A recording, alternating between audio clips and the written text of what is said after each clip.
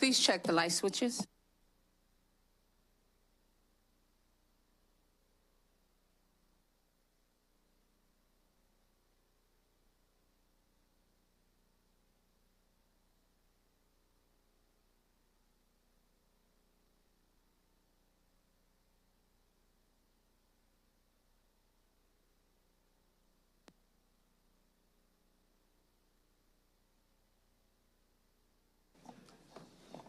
Thank you.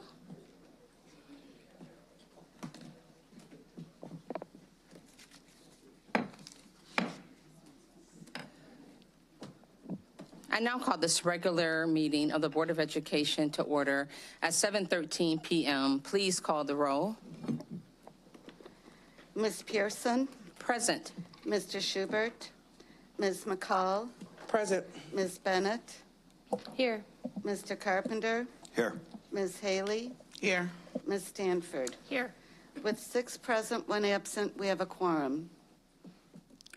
We will now take a moment of silence, followed by the Pledge of Allegiance.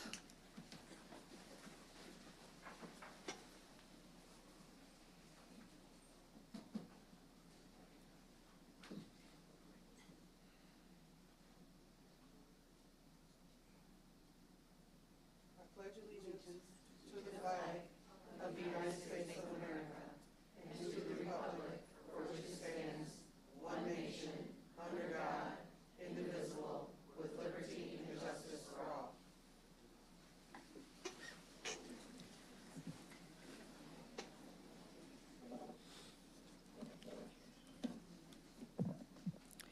As we start each board meeting, it bears reminding that the mission of Rockford Public Schools is to collaboratively engage all students in an equitable first-class education for a changing world. Before going any further, I want to thank Kim Pedersen and Aaron Hill, who's working behind the scenes to produce the board's broadcast via YouTube live stream and Comcast Channel 20.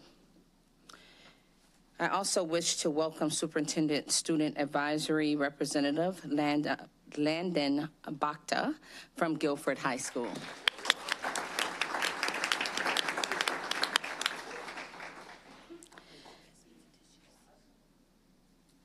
Before we recognize and celebrate outstanding contributions of our staff, Dr. Jarrett would like to make some comments.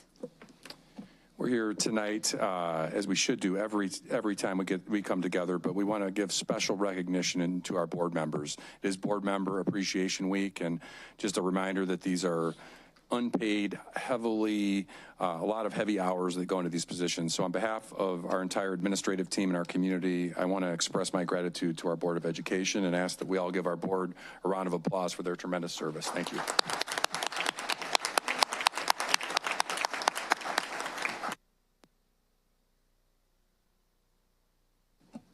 Thank you very much for those words, Superintendent Jarrett. Is much appreciated. To my fellow board members, thank you for the hard work that you do. I appreciate every effort, all the community engagement, the sacrifices you make. It is much appreciated. This is not easy work. We will now go on to petition and communication portion of our meeting. Student recognition, I apologize. Ms. Stanford, the floor is yours. Thank you. Good evening. We're excited to honor our PS 205's outstanding staff, students, and coaches to celebrate their great achievements. Please come forward to be recognized after you hear your name or your team called. We'll start with our staff. Congratulations to Marshall Middle School Principal Jessica Powell. She's one of only She is one of only 27 Project Lead the Way administrators across the U.S. to earn the 24-25 Outstanding PLTW Administrator Award.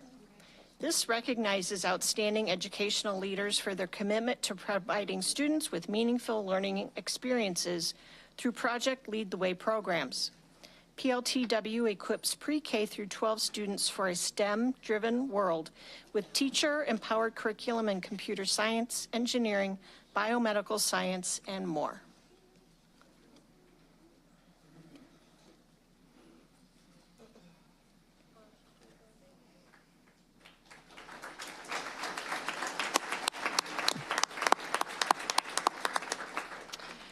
Early Childhood Department's Nicole Grisetta was honored as one of our 4 Parent Educators of the Year at the Parents as Teachers International Conference in San Diego, California in October. Nicole has been with the RPS Prevention Initiative program for 9 years, serving prenatal to 3 families. She has a natural ability to work and engage with families, which shows throughout all of her home visits. Nicole believes all parents should have a chance to be their child's first teacher, no matter what their circumstances, and she's dedicated to ensuring this happens. Nicole takes time to learn about the family's culture in order to incorporate this learning in each visit. When she doesn't know or understand, she honors the family's culture by asking questions to get to know them without judgment. Nicole never hesitates to provide her fellow teammates with support or guidance. She has compassion and wants all her colleagues to do their best to support the families.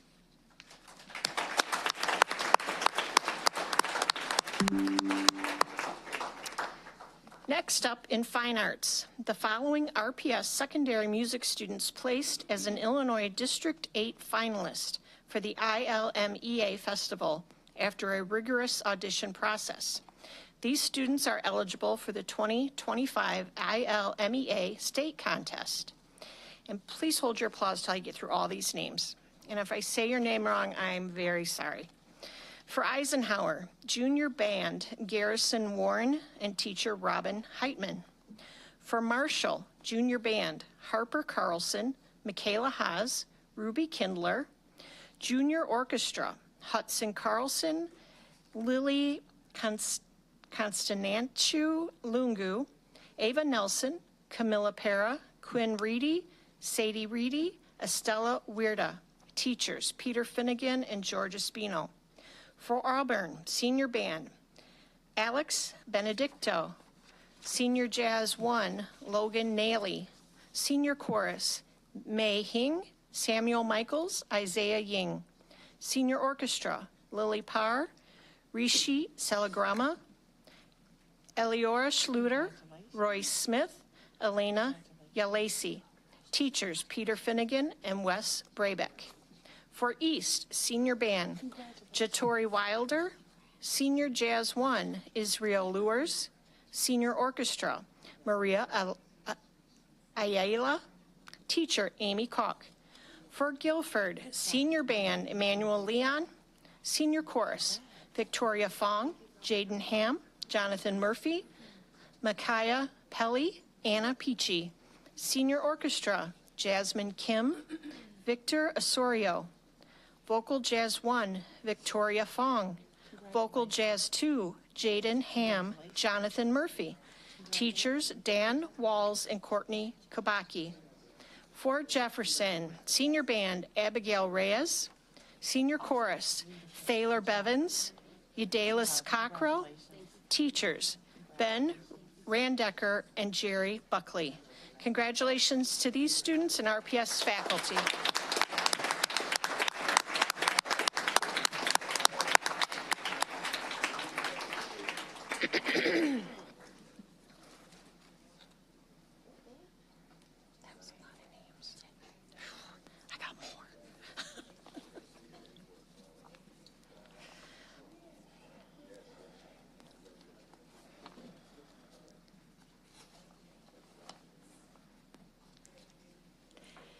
And finally, athletics. Eisenhower's cross-country runners, Alex Brockwell, Reagan Bakhta, Delilah Party, and Samantha Springer qualified at the Sterling Sectional 2-mile race at Hoover Park on October 12th. They qualified for the 4A state cross-country race at Normal Parkside Junior High School. The coach is Slavi Bonev.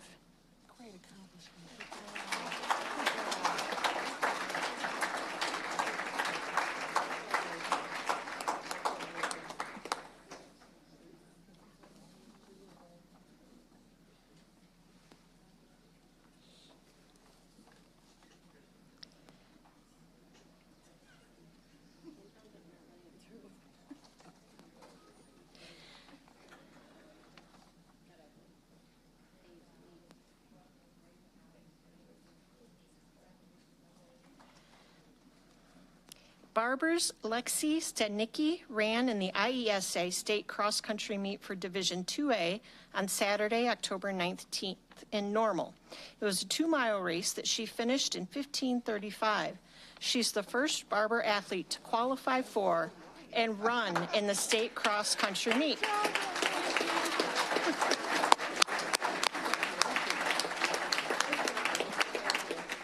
Her coach is Ashley Romerman.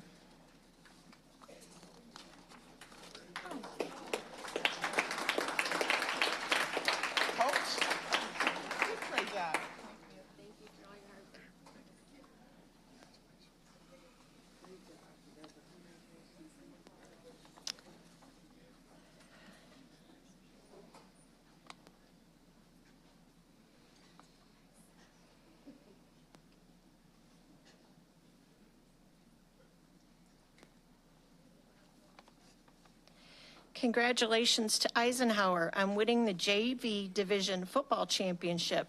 The team was the number 2 seed in the playoffs and won against number 3 West in the semifinals on October 23rd. The Eagles beat number 1 Freeport in double overtime 20-14 in the championship game on October 26th at Guilford High School. Very exciting finish. Head coach is Telly Jackson.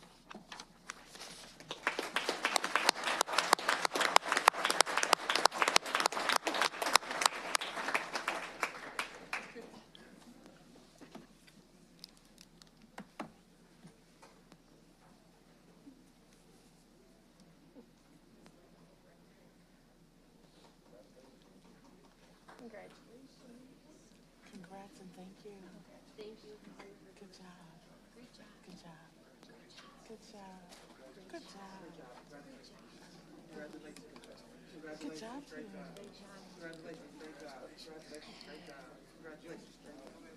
Yeah.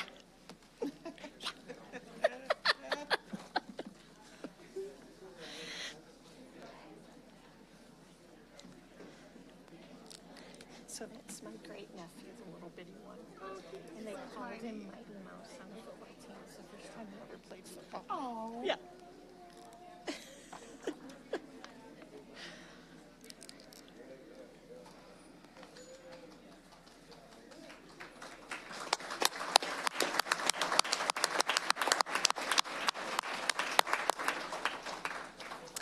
The West Warriors varsity football team were crowned conference champions after their 38-22 win over Flynn Middle School on October 26th.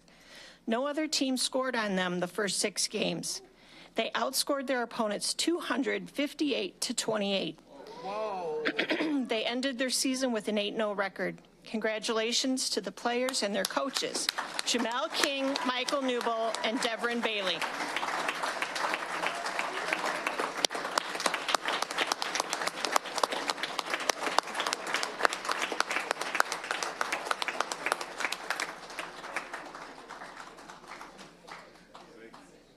Thank you for what you do. Congratulations. Congratulations. Congratulations. Congratulations. Congratulations. What a season. Yes.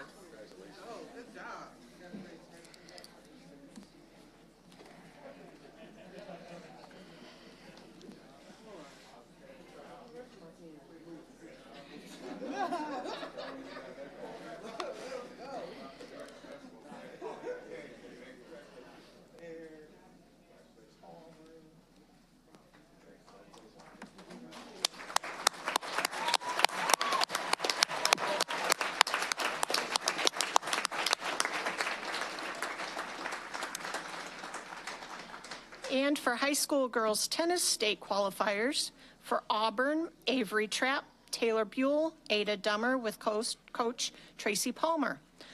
Auburn also won their sectional. For Guilford, Eva Kisnana Fontova and Lacey Kelknap.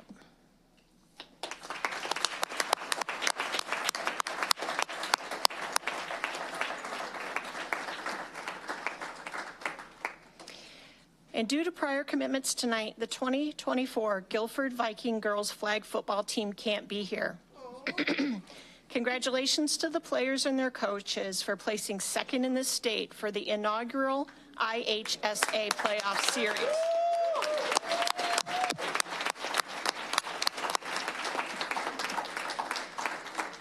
They finished with an incredible record of 21-1. They also rank in the top 10 in the United States. That deserves another. Let's give everyone honored tonight a big round of applause. We're so proud of you and your amazing accomplishments.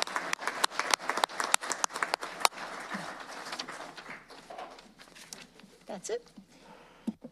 Thank you, Ms. Stanford. Now we are on to the petitions. Got ahead of myself with so many. Petition and communication portion of our meeting where we invite the public to make comments. The board will not respond to comments at this time. If it is appropriate, you will be contacted in a timely manner by staff. Each speaker will be allowed no more than 3 minutes to address the board. It is not appropriate to discuss matters that would otherwise be confidential in such open meetings. If you look to your left, you will see 2 digital clocks. One shows the total time allotted for public comments, and one shows the total time for each speaker. We thank you for your cooperation with our guidelines.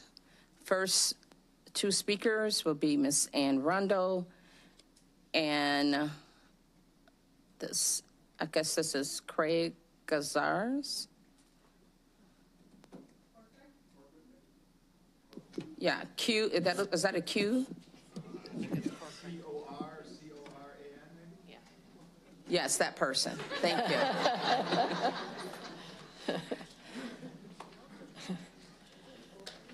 Your second, sir. Good evening. Good evening. I'm here tonight speaking for Eliminate Racism about class size. I've been analyzing the most recent RPS academic data. Tonight, I'd like to share my analysis of class size in schools that have scores below 10% in English language arts. It appears that our lowest performing schools have higher numbers of students in classes than our schools that are performing at higher levels. It seems to me that it would be wise to have our students who are struggling the most to be in classrooms where they could get the individual attention they need. If you look at the chart, and school board members should have a chart in front of them, the bottom 6 schools that are all under 10%, you'll notice have larger class sizes than the schools that are in the higher performing group. I'm aware that research between class size and student achievement is not clear. There are many conflicting studies which are often focused on the economics of the issue rather than on whether smaller class size can benefit our most struggling students. However, in the International Journal on Studies in Education, the literature review section states there is ample research showing that elementary school children in smaller class sizes achieve better outcomes, both academic and otherwise, and that class size reduction can be an effective strategy for closing racially or socioeconomically based achievement gap. They also emphasize that reductions in class size may positively influence teacher recruitment and retention. In a 2012 study, Shin finds that Black students benefit more than other ethnic groups from reduced class size regarding first, second, and third grade achievement. I would like to recommend the following class size policy. In any elementary school that has scored below 10% of students meeting the standard on the ELA state assessment, the class size will be 20 or below to allow for more individual help for students. This is really an equity issue, my friends.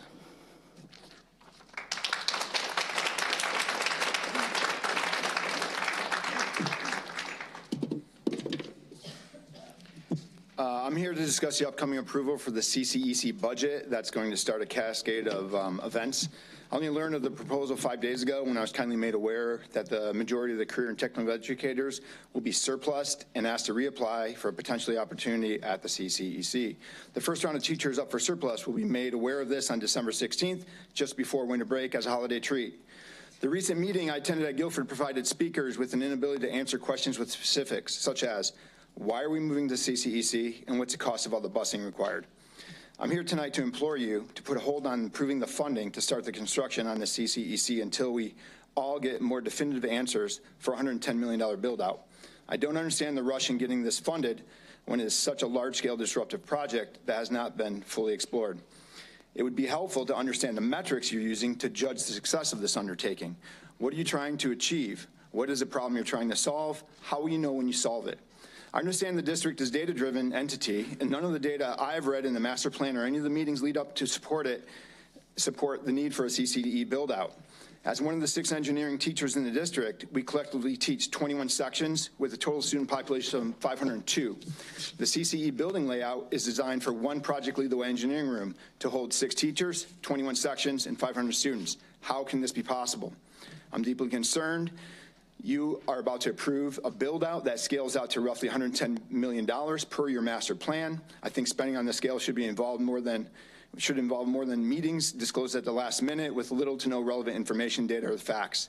The abrupt disclosure that a large portion of the high school staffing will be surplus has already led to people looking for employment outside the district. It took Auburn 3 years to replace their Project Lead the Way engineering teacher. All the districts surrounding us, Belvedere, Huntington, Elgin, are much more attractive in their salary schedules. As of February 21st, 2024, the meeting with Ms. Dawn Wiley Watson asked the CT director, or asked if CT people were involved in the decisions, and if they were not, that their perspective should be included. The response from the committee was, we have a workshop with industry partners.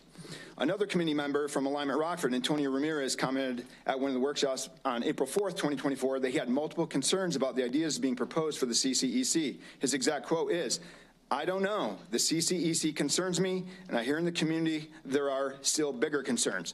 Our community deserves the opportunity to ask questions, get honest answers before you begin down this rabbit hole. The lack of information provided by those running this project and the lack of accurate projections might cause this to turn into something more needed by the district, our new ILC. Thank you.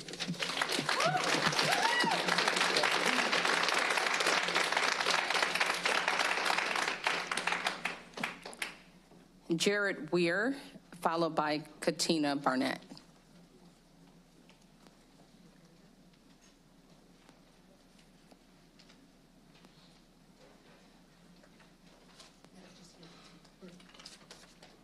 I'd like to yield my time to Christina McGee. As a former college and career academy coach at Guilford High School, I'm a firm believer that career and technical education is critical for all of our students. I spent a decade of my 31-year career in RPS advocating for and building these types of programs at Guilford High School. Guilford CTE programs are incredibly successful, primarily because of the passionate, talented teachers building relationships with kids throughout the entire school day. Most of the time, kids sign up for these classes because of the teachers who are teaching that content. Think back to when you were picking classes in high school or college. There were classes we all chose to take, not because of the content of the class, but because we loved a specific teacher. Because of these amazing teachers, we have several CTE programs that have grown to capacity and remain at capacity year after year. I am saddened to learn that RPS has decided to tear away these successful programs from Guilford High School to consolidate them at the former Stenstrom, now CCEC Center. I can promise you that kids will not populate these classes at a different location with an unfamiliar teacher at the same capacity as they do at their home schools. Moving these highly successful CTE classes to the CCEC will harm students, particularly those that are credit deficient and can't afford to use 1 hour of the school day for transportation to or from the CCEC. There are amazing CTE programs that we were not able to grow at Guilford, primarily due to staffing issues or because not enough students were interested. These are the programs that should be housed at the CCEC. The graphics, construction, and Project Lead the Way programs are not broken at Guilford. Leave them alone. But we have many things that are broken at Guilford. Every day I get a headache from being around my students who come to class reeking of marijuana. And how about this one? I'm a science teacher and teach 3 different science courses, all of which have extremely poor curriculum and no district-provided resources. Every week, I am spending my own money buying resources from Teachers Pay Teachers to teach these classes. Spend your time and money addressing these issues. As a Rockford taxpayer, I am again disappointed and disgusted by the wasteful spending of the Rockford Public Schools, fixing things that are not broken and ignoring things that are. Hear, hear.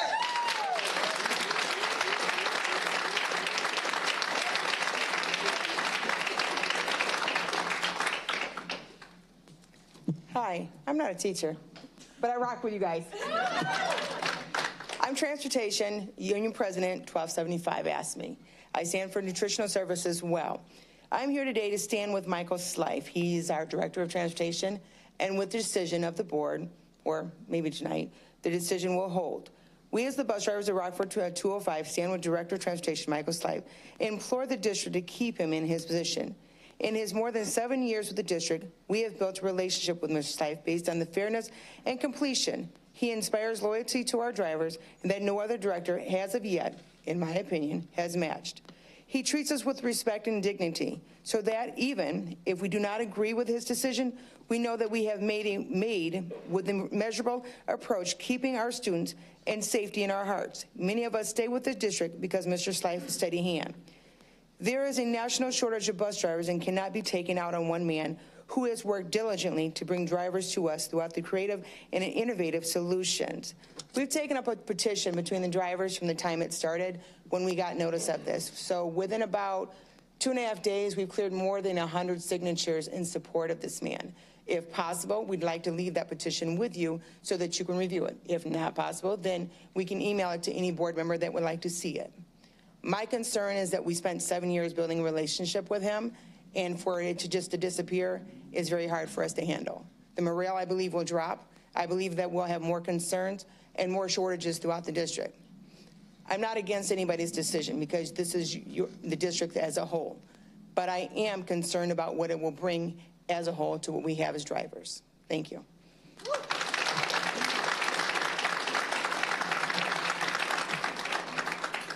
Thank you for your time today. Thank you. Thank you. Claudia Marshall, followed by Kali Wang.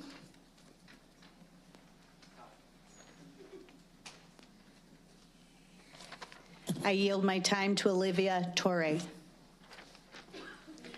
Hello, I am a special education resource teacher. This is my 2nd year as a certified teacher and my 7th year working in the district. I'm also proud to have attended RPS schools from kindergarten through 12th grades.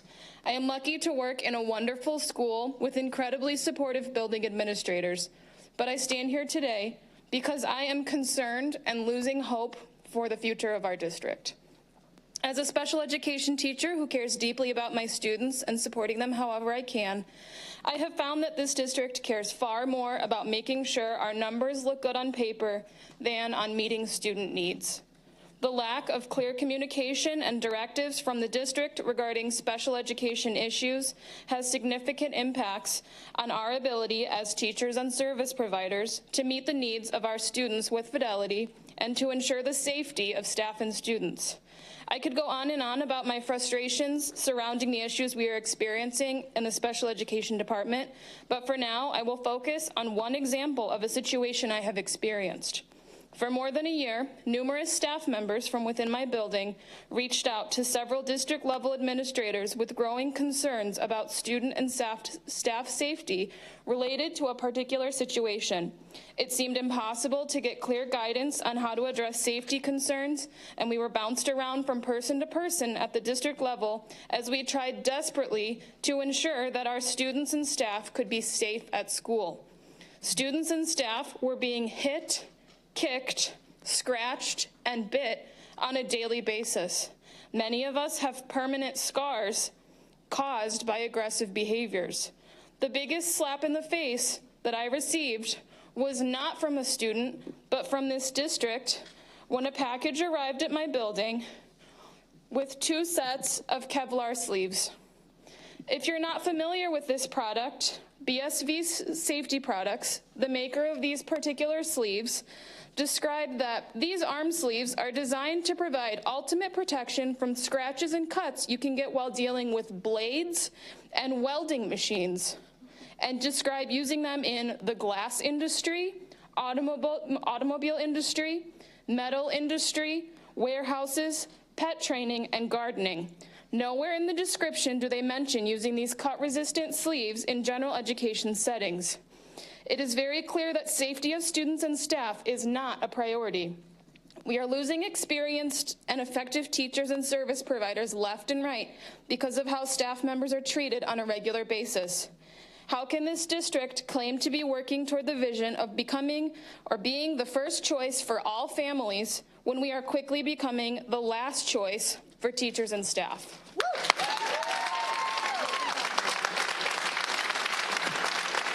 Claudia. Kyle, one moment, please. Ms. Claudia, will you please restate who you yield your time to for the record? Olivia Torre. Thank you. O-R-R-E. Thank you. Proceed, Ms. Kyle. Thank you. Good evening. My name is Kyle Wang. I am a student at Guilford High School, currently enrolled in the Production Academy. Tonight, I'm speaking about the CCEC project. I believe that this project has its good intentions. I believe it wants to benefit students, but I personally believe that it does have its problems. For one such is the fact that those who participate in sports, though they have to leave early. Me, for example, I do track and field. Sometimes I have to leave early for my classes. If I were to be at Jefferson for the CCEC building, how would I get back in time? Would I have to drive myself back there? And if that is the case, would I have to drive there myself? And if that's the case, for those who don't do sports and have to leave early for personal issues, family, stuff like that, such as work, would they have to drive themselves there and back, especially those who take classes at RVC? That's an hour round trip for those students, and many of us pay for gas ourselves, so that could be quite costly for us. The CCEC plan proposes placing students into a building designed for 450 people, while engineering district-wide alone caps off at 500. This already alone puts us over capacity, and before considering any other factors, how do we fit hundreds of people in that size of a building? Additionally, while we may study the same thing, in this case engineering, many of us may not be learning at the same pace. Some may be learning concepts that we've already learned, some may be learning concepts we have yet to learn. At Guilford, we are taught one specific way, while a school such as East may be taught a different way. How can we assure that these differences won't create a confusion or make it harder for us to collaborate effectively? This plan has its concerns: overcrowding, inconsistent teaching methods, transportation, and overall our education. I only ask of you to reconsider this project and imagine it in effect as a high school perspective yourself, having this major change sprung upon you halfway through your high school years. Thank you, and I'd like to yield the rest of my time to Yo.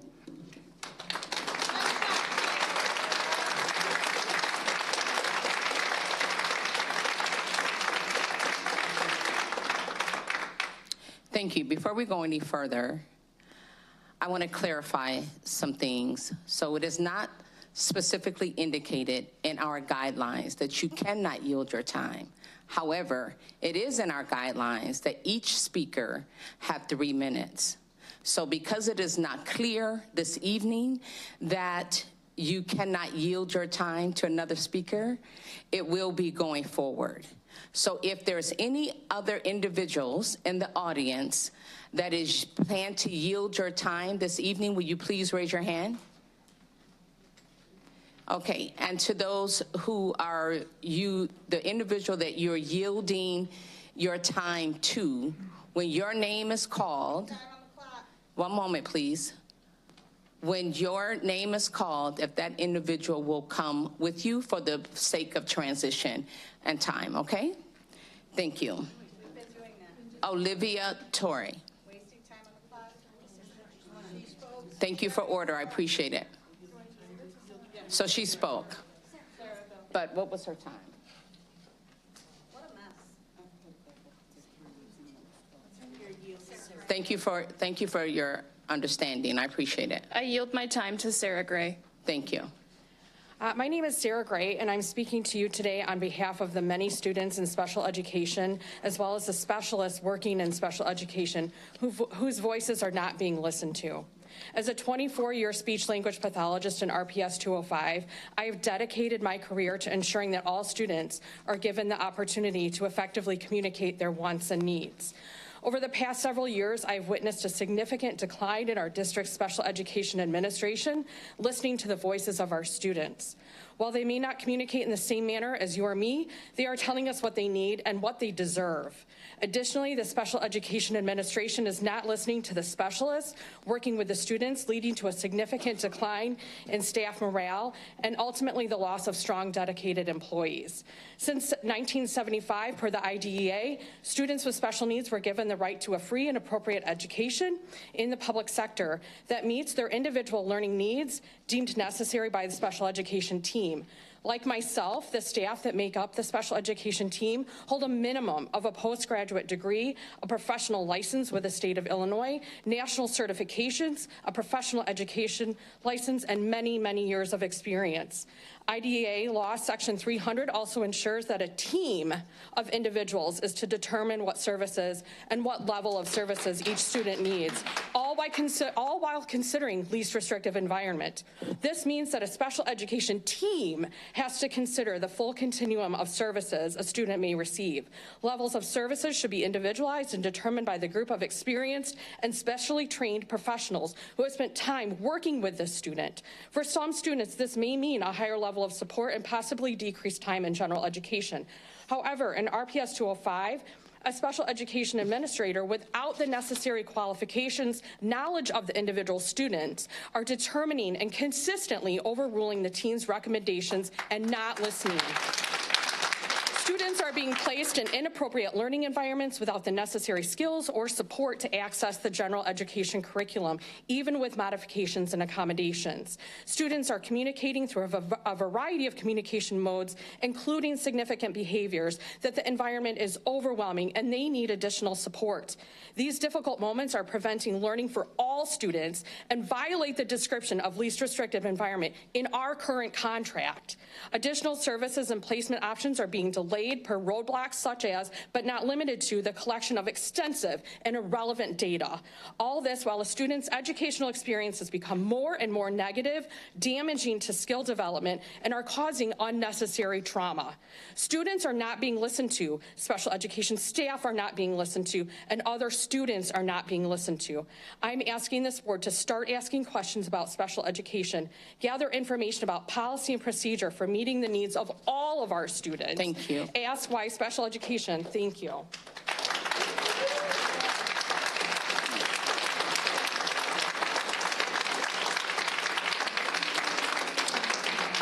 This looks like Xavier Ari, followed by Brooke Limbach.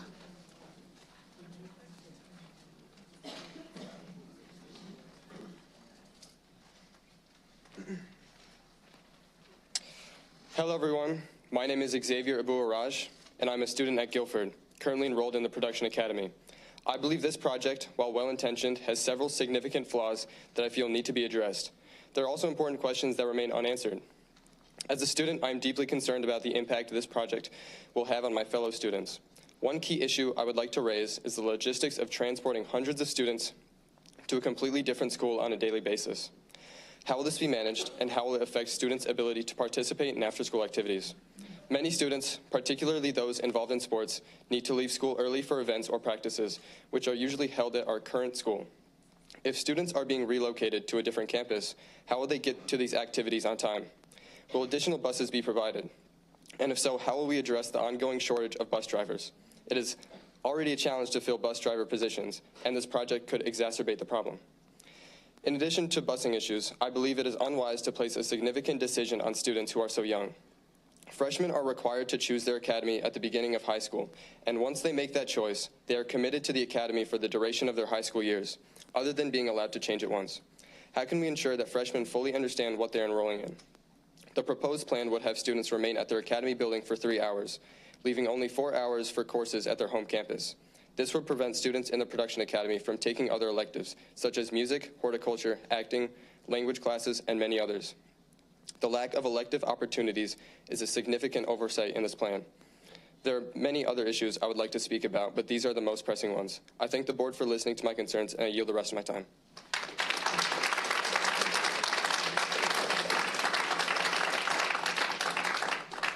Hello, I'm Brooke Imbach. I yield my time to Carrie Hernandez.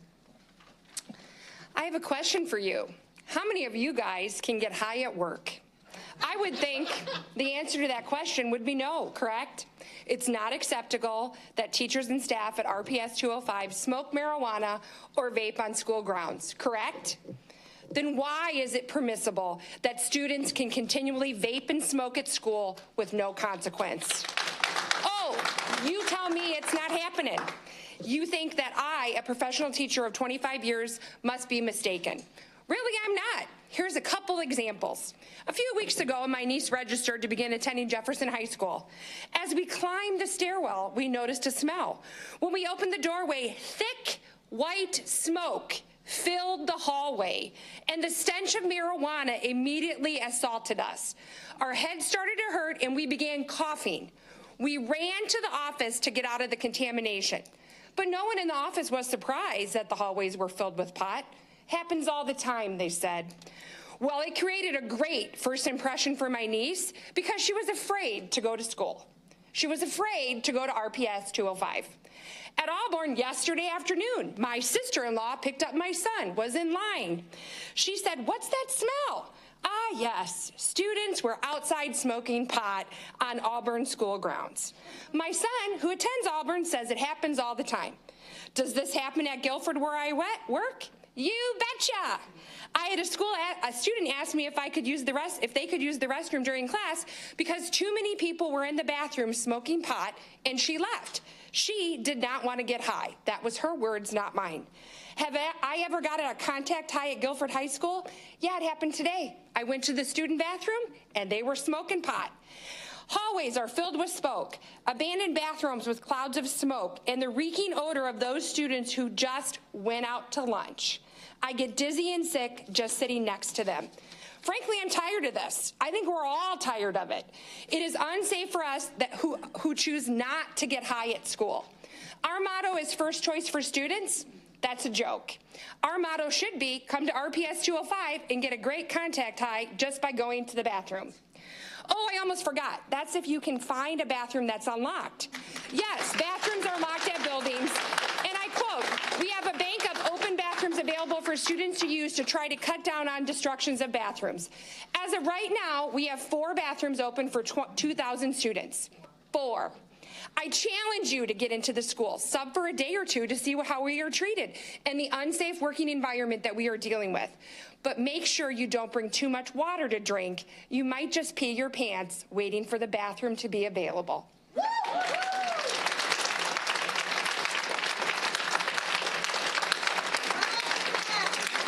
Ricky Naylor, followed by Danielle Gates. Ricky Naylor, followed by Danielle Gates.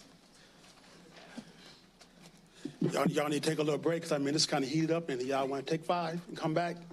Are y'all good? Y'all good? Thank you. Okay. Well, I'm just concerned about y'all well-being right now, you know. Now, I did come down here with a lot of puff and stuff, but I talked to your staff now, and I'm kind of satisfied that we finally coming to an agreement about these fines. I mean, I know these people back here are complaining about the smoking and all that stuff, but the point is you cannot break the law to give a consequence. Now, whatever these, I'm pretty sure y'all got some rules, some consequences on the books already to deal with marijuana and stuff in those school buildings that are just not being enforced. So that's beside the point. You know, we're not going to say, okay, give them a fine for smoking marijuana because it's against the law, and you guys know that. Now, I was going to come out with a lot of stuff, but I'm just saying there's a lot of people that was concerned about you guys trying to get around the rules with these fines, like, well, the administration didn't give it to it, the cop did. And a lot of guys were saying, like, we got to close that loophole, you know, from your governor, I forgot the name, the governor, Pritzker, the mayor in the city, McNamara, a couple of state reps, not your representative Rockford, he don't do nothing around here. Representative LaShawn Ford, Michelle Musselman, the former state superintendent, y'all know her, Carmen Ayala, and also the current superintendent, state superintendent, he's also concerned about it, and also the attorney general was concerned about it. But I mean, y'all had a good talk tonight now that we might be able to like get beyond this thing now. We want to come down and talk about this no more. If y'all serious now, you said that only 2 tickets got issued so far this year, which is a good thing. That means y'all actually now following the law. So I let these guys know, you know what? These guys are following the law. Now, last week now, when the superintendent gave his report, you forgot to mention about the graduation rate for these black students, and you black board members should be concerned about this. It's 62%.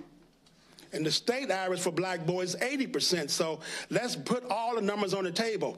Now, Dr. Morgan was doing a good job last year of trying to get more Hispanics and black students out there in those 2 good schools, Thurgood Marshall. And right now, the Hispanic students out there now, it's like almost 80 students, but the black students is still 14 in that grade school. As a black board member, you should be saying, what is going on?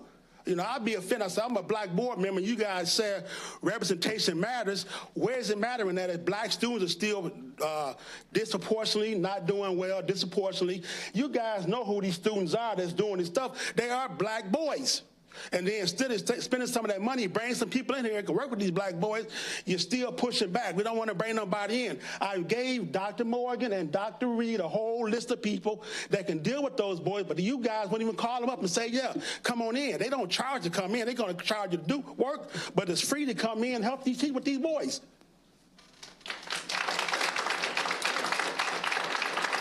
Danielle Gates will be the last speaker for the evening, as we would have reached our limit of 30 minutes.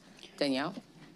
Okay, one of the biggest things that I have is with MTSS, that is very individualized. It's a very small group. They can see up to 3 kids, mostly, whereas my group, in especially 2nd grade, my 2nd grade group is 7.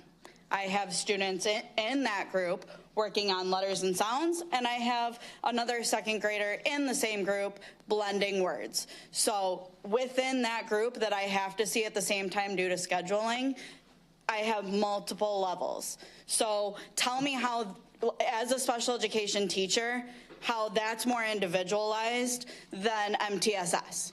They're supposed to go through MTSS before they get to special education, and I'm supposed to work on individualized goals, whereas I have a group of 7 and MTSS has a group of 3.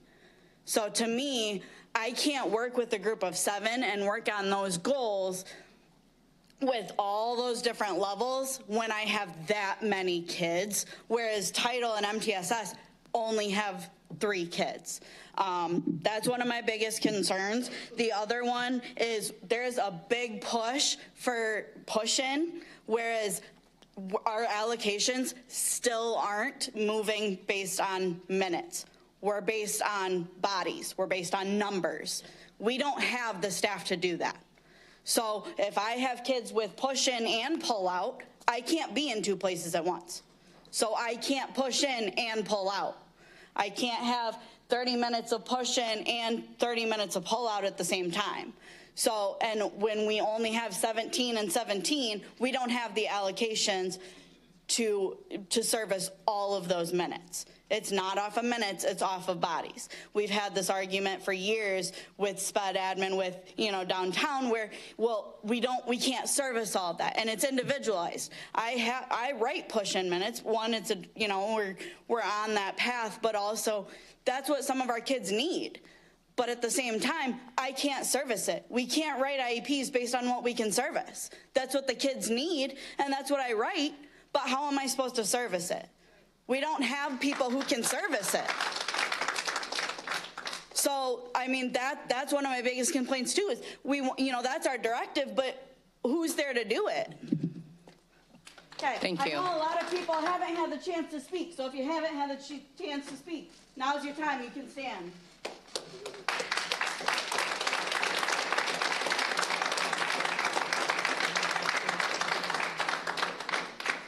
We are now on to the stakeholder committee. Mr. Norton and Mr. Pritz, you may proceed with the refresh program update.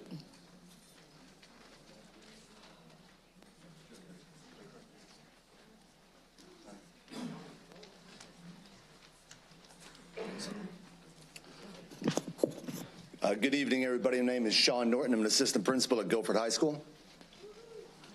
Dustin Prince, assistant principal at Roosevelt. She is. We're here to talk to you about a program that Dustin and I were involved in the summertime. It's the Roosevelt Refresh Program. New this year, a lot of things that we learned, a lot of things we'll talk about that took place, and a lot of things that we are looking forward to working on for next year. So, as you all know, an important time in a child's life is the transition between middle school and high school. It is a huge transition period for them when it comes to hormones, the functioning in life. The skills that they need in middle school are a little bit different than what we're trying to prepare them for life in high school. So it's a very important time for us to be able to make sure that we are setting up some of our population with the tools that they need to be successful. So in this program, we had identified some kids that were in there, and as you can see, we had some math, we had some English, we had some SEL. We were talking about things that they needed to do to be successful. Dustin is going to speak to some of a little bit later on, some of the people we had, but we had a nice blend of middle school teachers that were there to still help them with the curriculum that they were familiar with, but we had some high school people to kind of start infusing how the expectations were going to change for them. It was an exciting time. It was, weren't quite sure what we were getting into, but at the end of the day, it's something that Dustin and I are both very excited about moving forward, because as somebody as an administrator at Guilford High School, I've already interacted with some of my students in a fashion that I don't think I would have if it had not been for this program. When we talk about the program, the big thing that we focused on was the relationship portion. We only had 7 weeks with these individuals from all different middle schools to try and form these bonds to get them to buy into what we were selling. We worked very hard with our teachers, and Dustin will get to that stuff in a little bit, but we worked very hard to make sure that we were approaching this in a manner that allowed us to not only get them academically, but more importantly, hit that SEL portion, and also get them to understand that there are people out there that may hold them to expectations, but care about them. One of the things that I pride myself on is that I live in my neighborhood.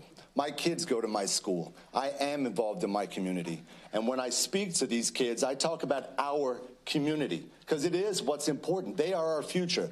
So when we get in front of them and talk with them like that, it's hard. We got to work on them, but you can tell inside that they enjoy that somebody is caring about them. A couple of quick examples are at our blue and white night for football, there was one incoming freshman, and I'm walking along the football stadium. There's, thousands of people and all that kind of stuff. And I hear someone call my name. And usually at a football game, when someone calls my name, it's like, uh-oh, all right, I got to go to work. And it's a student that is hollering at me from probably 50 feet away, standing up around her peers and actually wanting to engage me. Like, that doesn't happen with freshmen. So the fact that she was like, Mr. Norton, Mr. Norton. And I was like, Miss Jones, how are you? What's going on? Are you well? We had a nice conversation. And if it had not been for our interaction in the summertime, that would not have taken place. The second example has to do with our Golden Apple Scholars. Again, I think Dustin will talk to that in a little bit. But then what happened is they came in, they formed these bonds with these kids. One of our kids really loved Uno. I don't know what it was, but when they got to like SEL time and they earned it, she loved to play Uno. So then as we were packing up for the summer, this Golden Apple Scholar came up to me and gave me this pack of Uno cards, and it had a note specifically to one student. She goes, I think she's going to go to Guilford. When you see her, could you give this to her? And I said, of course. So school gets going. It's in my office, and, you know, beginning of school is a little hectic. I finally find this kid. I pull her in my office, and she's like, oh, like, Mr. Norton, am I in trouble? I said, no. I said, here, read this note from this Golden Apple Scholar. And she's like, I forget the lady's name. She's like, oh, my goodness, Miss So-and-so. And you could tell she took a moment, and, like, there was a moment where she was like affected. I saw her change in front of me and almost tear up that this person had taken the time and thought about her. We need more people like that in our buildings.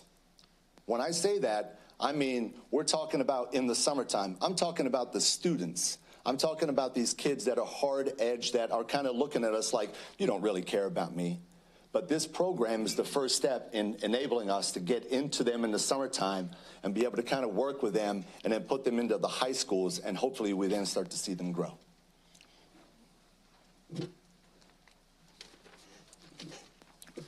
Well, it kind of goes without saying, but students who engage in misbehavior have a higher risk of being put outside the learning environment.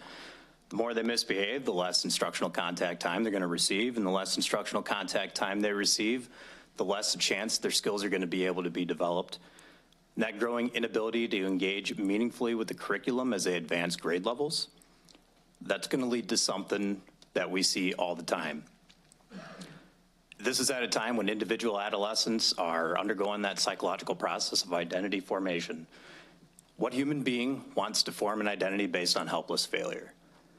Profile of students selected for this summer refresh program, 3 level 3 infractions plus, but intuitively what that means is there's a bunch of level 1 and level 2 infractions leading up to that point in time.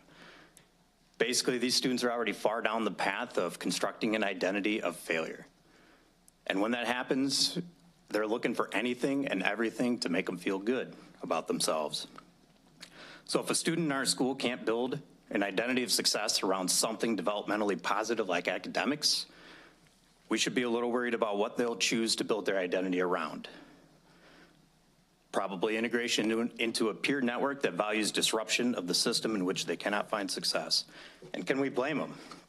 I mean, isn't it all too human to rebel against something that demonstrates to me, my inner self, and the witnesses around me that I'm a failure, that I suck?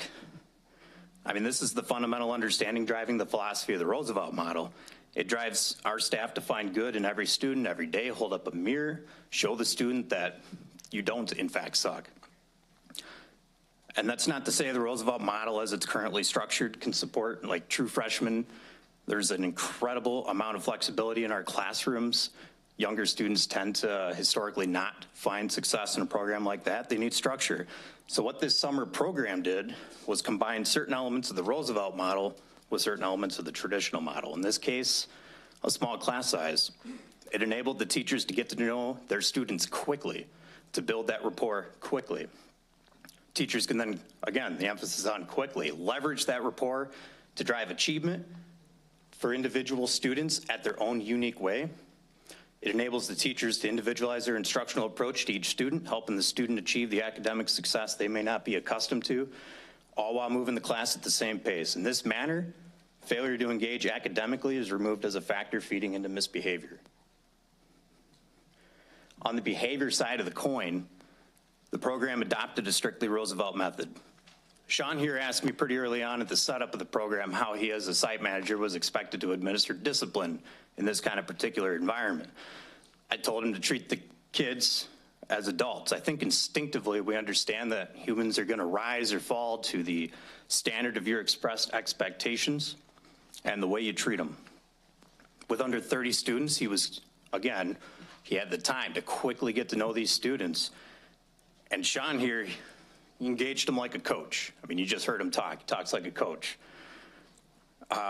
When misbehavior occurred, he isolated the student from their peer groups, and he talked to them rationally, laying out the pros and cons of their choices within the context of a drop from the program, as well as the impact their behavior had on those around them. He came alongside them in their moment of trespass as an ally, holding them accountable for the purpose of guiding them to achievement of long-term success. I think some of his conversations went along the lines of, you screwed up. I'm here to help you not screw up again. So work with me, and I'll get you back to class so you can get your credit. If you don't work with me, you limit my choices. You very well could be dropped from the program, and I really don't want that from you. So tell me how I can help make sure you stick to the straight and narrow. So this is kind of real talk. It's not high and lofty theoretical idealism. It's an appeal to self-interest at a time when these adolescents are psychologically very self-interested. They tend to appreciate this kind of talk, and if it's consistently applied over a period of time by a capable administrator, they can be expected to mimic it themselves. It becomes part of their identity.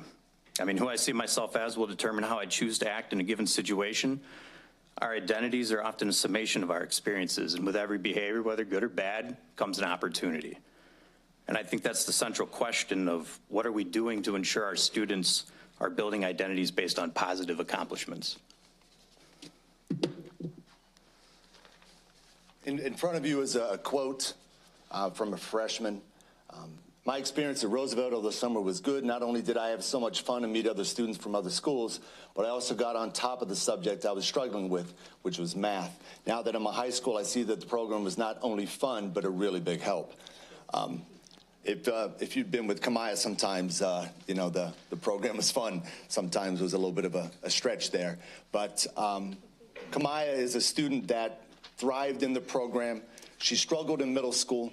She got to high school. She has now been, the program that she is struggling in, she has now been accelerated in.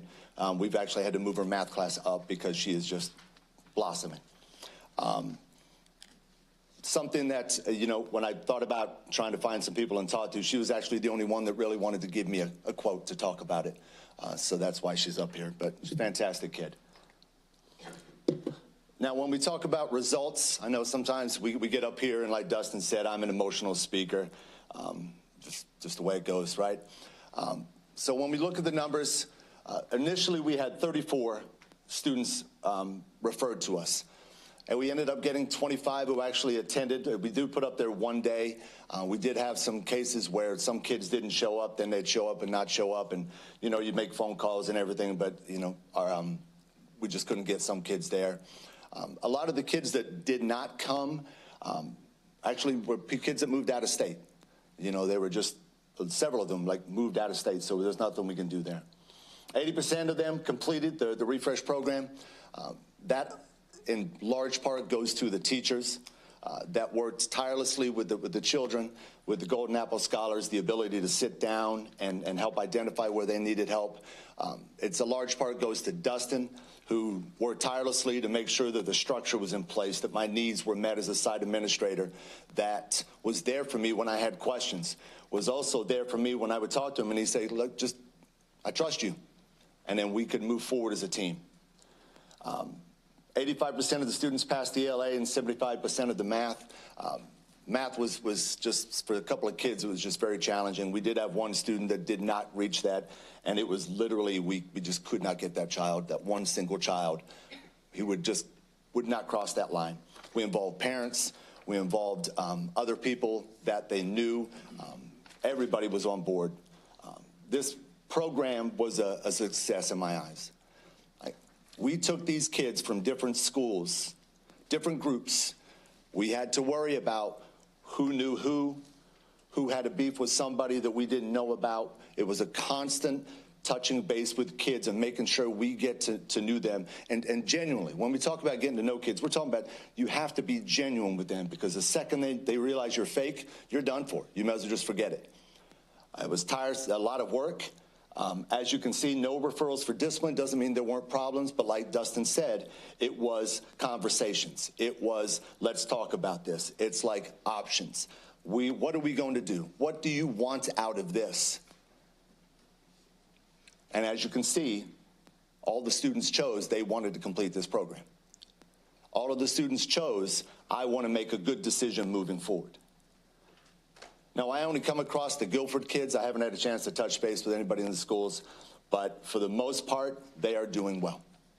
I'm so happy to see that the relationships that we worked hard to build on, I can lean on. I can pull them in and be like, what are we doing? Did the summer not mean anything to you? Oh, Mr. Norton did, I did it. Okay, we got to refocus here, right? Leveraging the capital that we worked hard in the summertime to build to get these guys through first semester freshmen is a hard time. It's a hard time for them. It's a big transition to a different school with a whole lot of different people and a different set of expectations. And this program is helping some of them really be successful.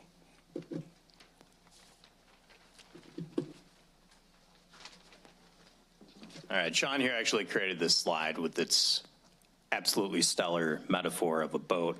I felt inclined to steal the spotlight from him with it.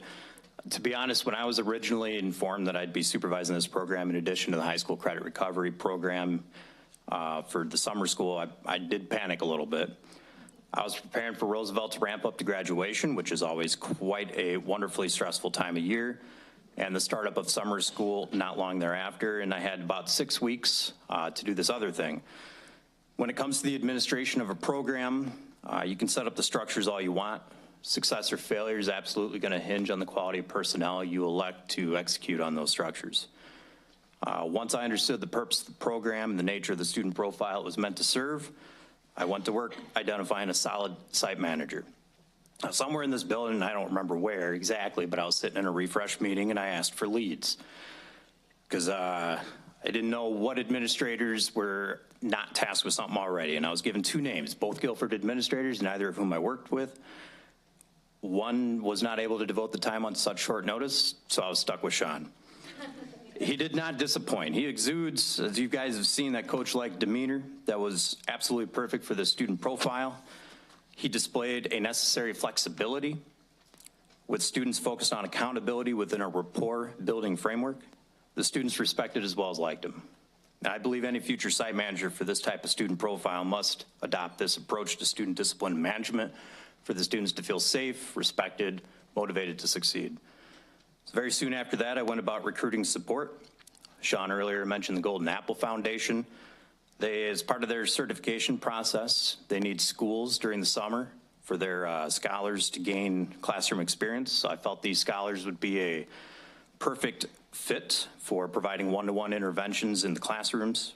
They originally offered me 3. I ended up with 6.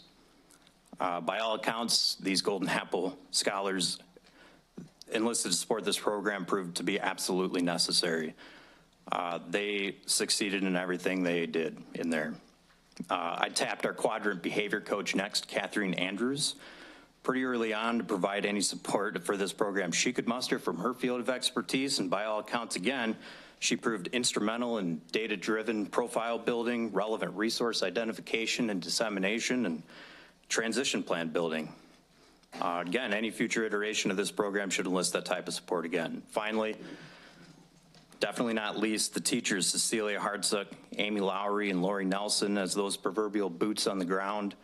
They're the ones, I believe, who deserve the biggest thanks and praise as the ones in the classrooms delivering instruction and redirecting repeatedly the entire day they served.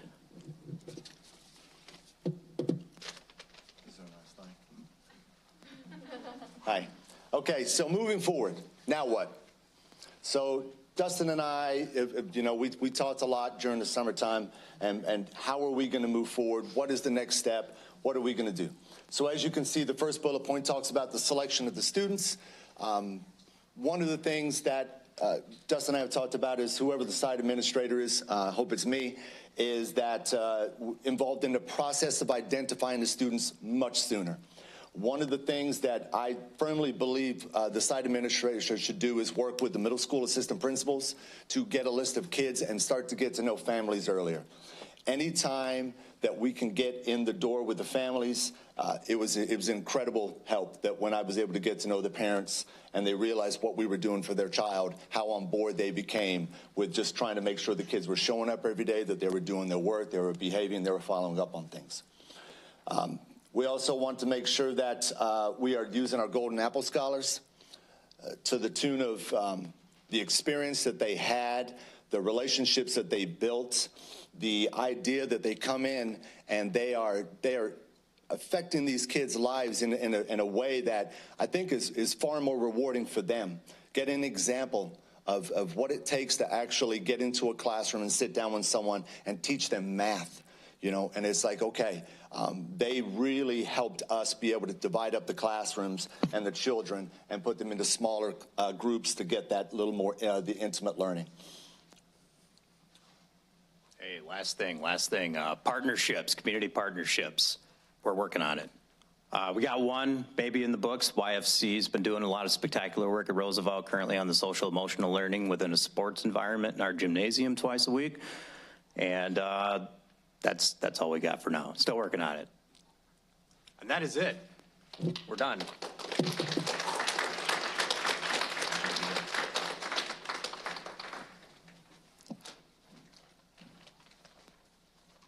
Any questions?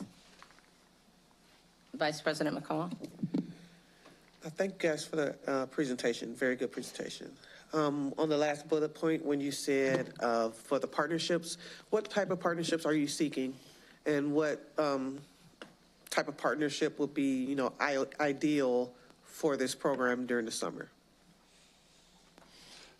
So one of the things, like I said, everything's a work in progress, but the idea that they have the flexibility to send people.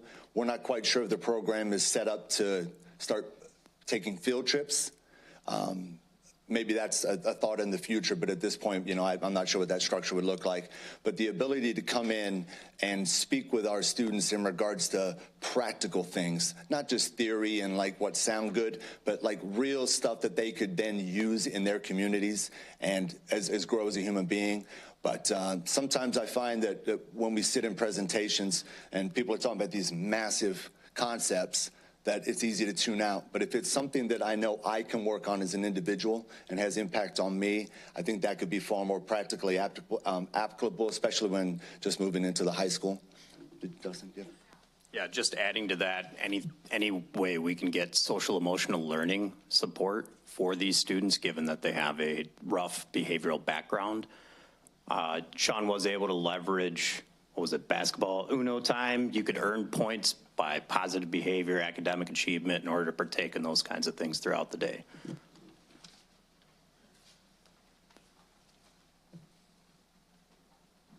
Ms. Bennett?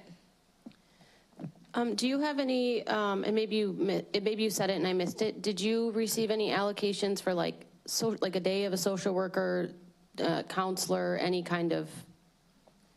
So we had an allocation for a counselor. We were unable to hire that allocation, so I ended up swapping my third counselor for the high school summer credit recovery to fill in for that position. But it was a last minute thing. Okay. We also had one teacher who resigned her position that week, so we lost our float to take over the advisory course. Okay, thank you. Anyone else? Ms. Haley? As far as capacity for this program, I know that you benefited from the program having the smaller class sizes. To keep the integrity of the program, what do you think a maximum number of students would be? We had, what do we have, about 8 in a cohort, 9 or 10 in a cohort.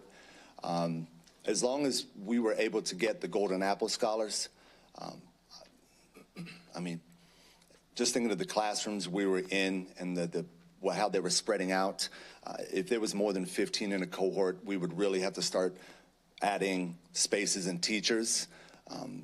One of the things that was beneficial for the teachers is if they were kids were having a day, we could spread the kids out in a classroom and not be that right next to each other.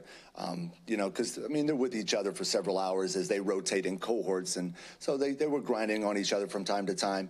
And the ability to say, I need you to come over here and do work, kids were easily redirectable. And then when they were redirected, they would actually work. It wasn't just any type of problem. So I think it would be, we would have to look at the space. But yeah, 15, I'm thinking off the top of the classrooms we were in could be manageable. If you don't mind, how much time did you spend with the student on average a day with students on behavior issues? No, I'm not sure, man.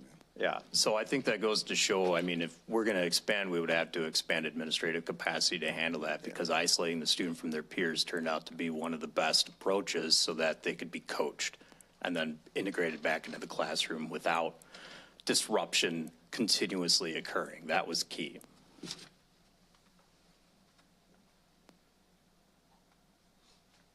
Thank you. No other questions? Yep, thank you very much for your time. You're welcome. Thank you.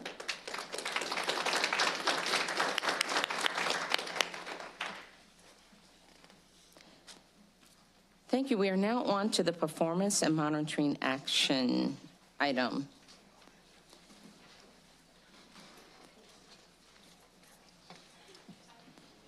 Is there a motion and a second to approve item 5A? So moved. Second. Please call the roll. Any discussion? Please call the roll. Ms. Pearson? Yes. Ms. McCall? Yes. Ms. Bennett? Yes. Mr. Carpenter? Yes. Ms. Haley? Yes. Ms. Stanford? Yes. The motion passes with 6 yeses, 1 absent. Dr. Jarrett will proceed with the next item regarding system-wide framework. Okay, I'm going to turn that over to our team. I believe Dr. Gallagher is going to kick us off.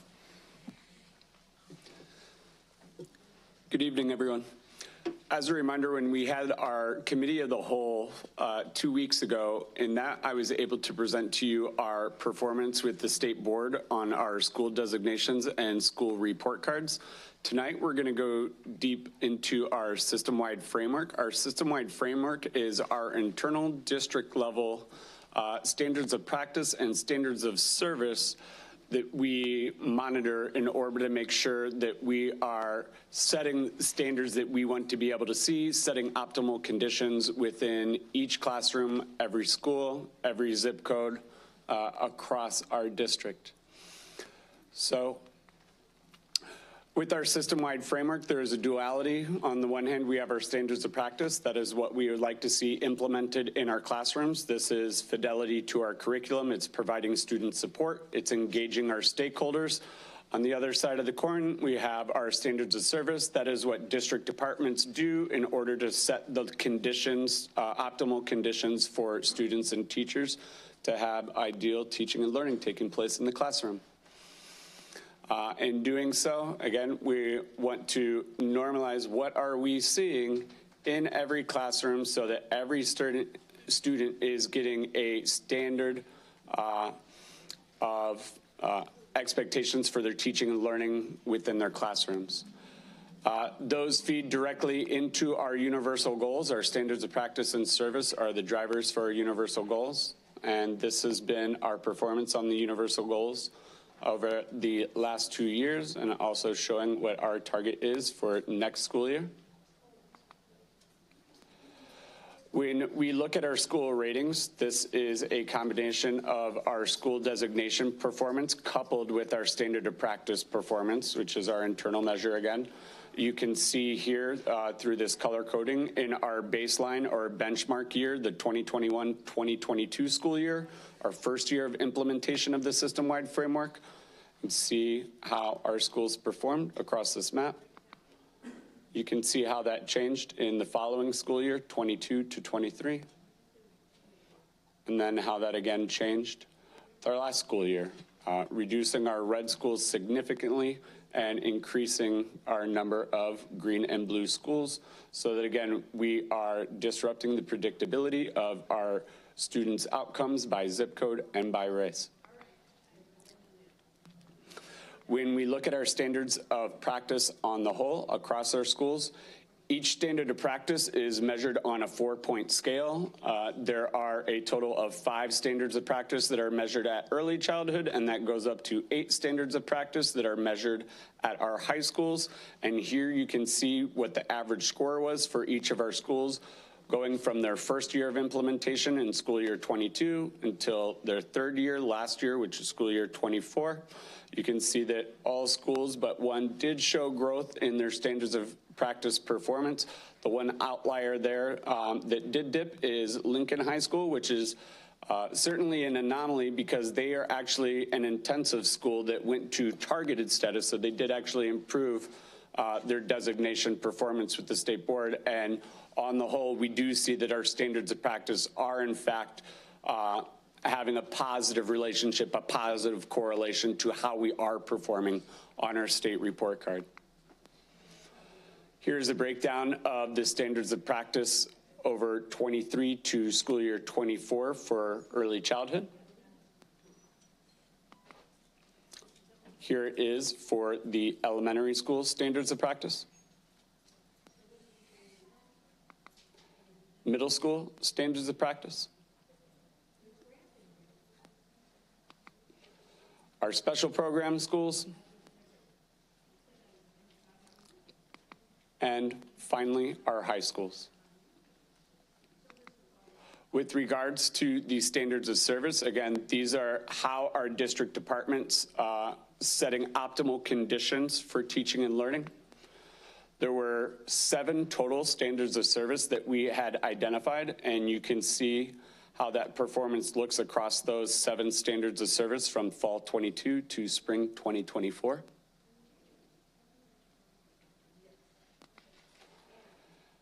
Overall, what we learned from 3 years of this first iteration, our 1.0 of the standards of practice and standards of service, is that we saw some quick gains in elementary literacy, our high school academies.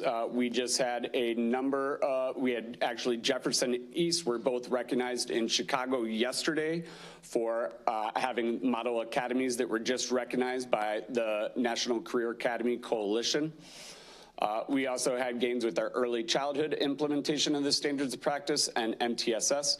We do have opportunities for better implementation of standards, getting some clarity in district roles, and providing more supports for principals and schools. In a moment here, I will turn it over to Heidi, and she will walk us through our new 3-year system-wide framework, our 2.0.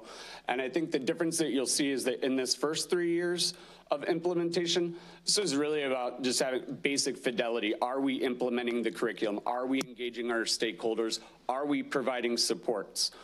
Now, as we've established that baseline, that kind of floor of what we expect to see in our schools, moving into the 2.0, the focus is going to be much more so on the rigor and quality of what that instruction and engagement looks like. And so with that, I will turn it over to Heidi.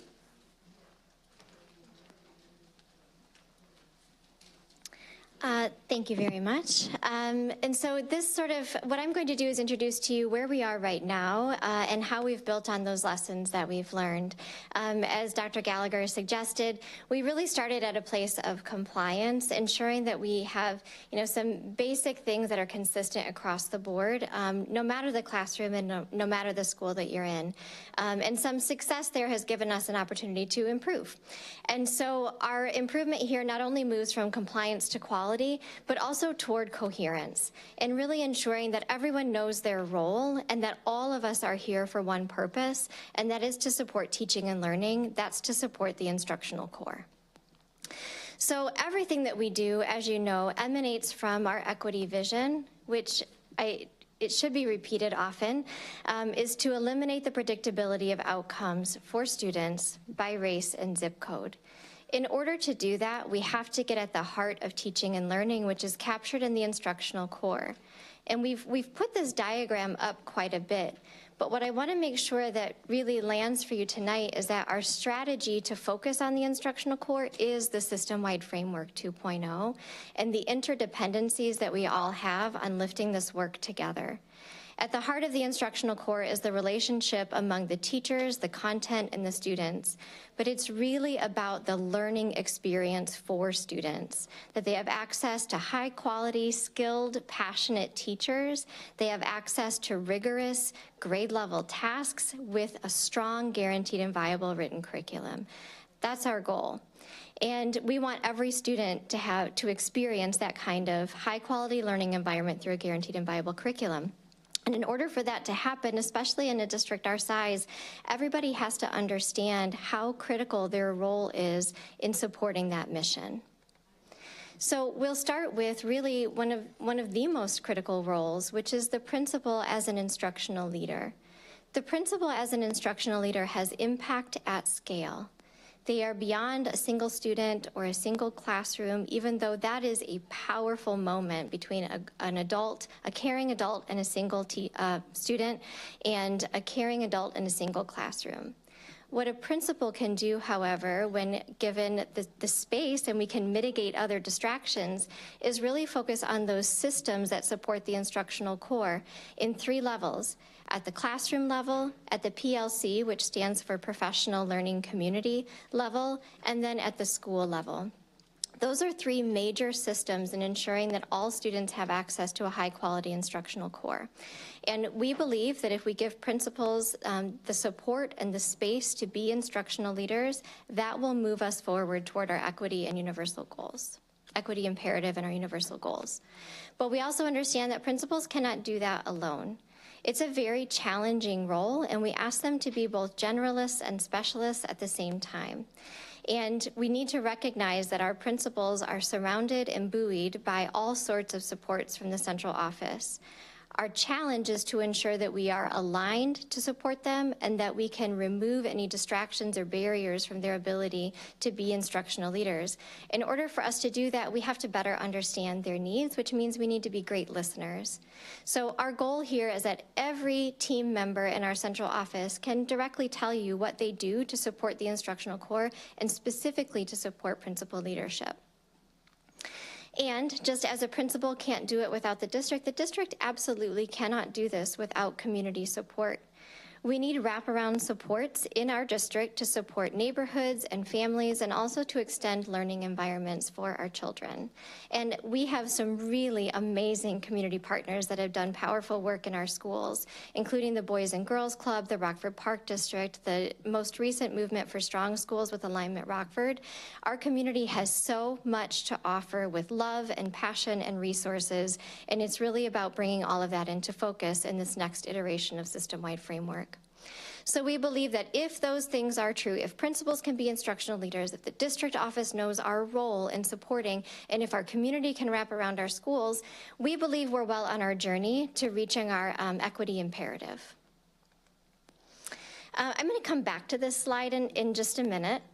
So what is the system-wide framework made up of? We still have 2 halves of the whole. We still have standards of practice and we have standards of service. But we learned things in our first iteration, which we are supposed to do. And so we made some changes. What we learned, first of all, is too many standards is too much to monitor. We have to get really, really clear on what matters most. And so there are actually fewer standards of practice. It allows us to laser focus and align our resources and support. Secondly, as we've said multiple times, we've moved beyond sort of a compliance-based system and into more quality. And because of that, we're able to be, this is our fancy word, agnostic of brand and curriculum platforms. It just means it doesn't matter what the product is. We're not just going through a checklist from a vendor. We're actually looking for high-quality instructional practices in every classroom, which every student deserves. And we are designing all of this around a high-quality student experience. Another shift that we've made is previously the central office would go into the classroom and they would have the checklist and they would then provide the data back to the teacher or back to the school. And instead we've made this a team effort. It's a team sport now. We have standard of practice scoring teams, and on those teams we have instructional coaches, we have teacher leaders, we have assistant principals. They are in the middle of their training program right now where they are doing practice walkthroughs, they're calibrating their scores. They are going to score their peers in the district. It is no longer just the central office delivering data. It is true coaching and feedback toward improvement. We are all on the same team, all toward common goals.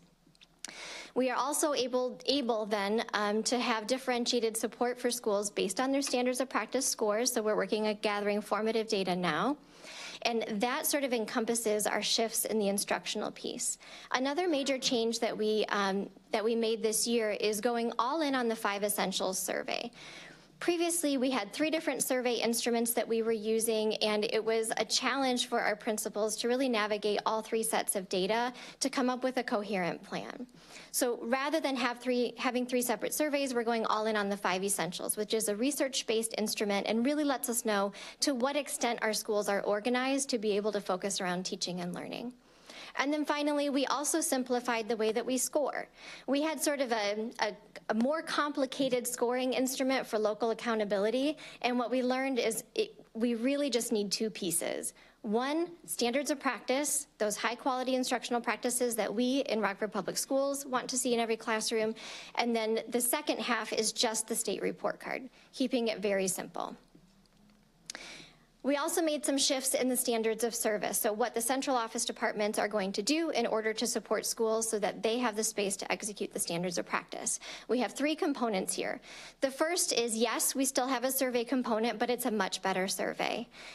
This survey in particular allows principals and assistant principals to give us some feedback about just our overall customer service in every department in the central office. It gives us strong, valid feedback, and it gives us a way to improve. The second thing is that our standards of service and how we articulate our supports to schools is all based around the instructional core. Everyone is focused on the same mission. And then the third piece is that we are really trying to not have 2 sides and instead tackle complex problems together as partners. And so we're asking schools, let us know what is getting in the way of school improvement. What are some barriers that you're experiencing in our district? Choose a partner, choose a department, and we will bring that partner to your school, and we will work on tackling this challenge together. Tackling tough things together builds relational trust. It also builds collective efficacy. So we're hopeful that in this more sort of custom, personal approach, we'll be able to really make our standards of service come alive and be more meaningful and support schools directly in their goals. I skipped a slide, and I'm coming back to it now. Last week, Ms. McCall, you asked about how do we know that our curriculum actually is standards aligned and that our kids are getting exposed to the things that they need in order to be successful. It's a great question, and we are responsible for ensuring that we have a written, guaranteed, and viable curriculum. So we actually have an internal audit process that's been around since about 2014, and it's called our curriculum audit. This year, as a 10-year anniversary, we're conducting a new baseline assessment. And so we have a rubric. It's evidence-based, it's observation-based, and we have 2 parts of this audit. First, our directors of curriculum go through the audit themselves very deeply. Then they put their data aside. Then we assemble focus groups of teachers who come alongside. They have to be teachers who are currently teaching that grade level and that content area, and they review the curriculum that's available to them against the rubric. We compare our scores, and we determine where are our strengths, where are we strongly aligned, and where do we have gaps. Once we complete this audit process, that's going to lead into a multi-year budgeting process and a multi-year strategic plan in order to fill any curriculum gaps that we have. So right now, we're right in the middle of that. We actually had, I think, like 6 teams in the last several days come through the central office to do this work. I will be reporting back to you in the spring at the culmination of this year's audit. What did we learn? Where are our high priorities, and how are we going to align resources to get there? Because at the center of this diagram is a strong instructional core. And one part of that is the content. And that really is the guaranteed and viable curriculum, ensuring that our students have access to rigorous learning. Let me fast forward a couple more slides here. I would love to take any questions that you have for System-Wide Framework 1.0 or 2.0.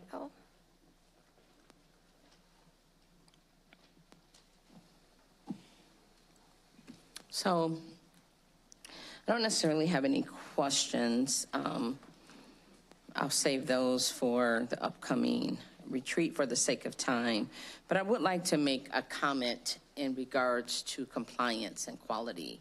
So that is a simultaneous type of work.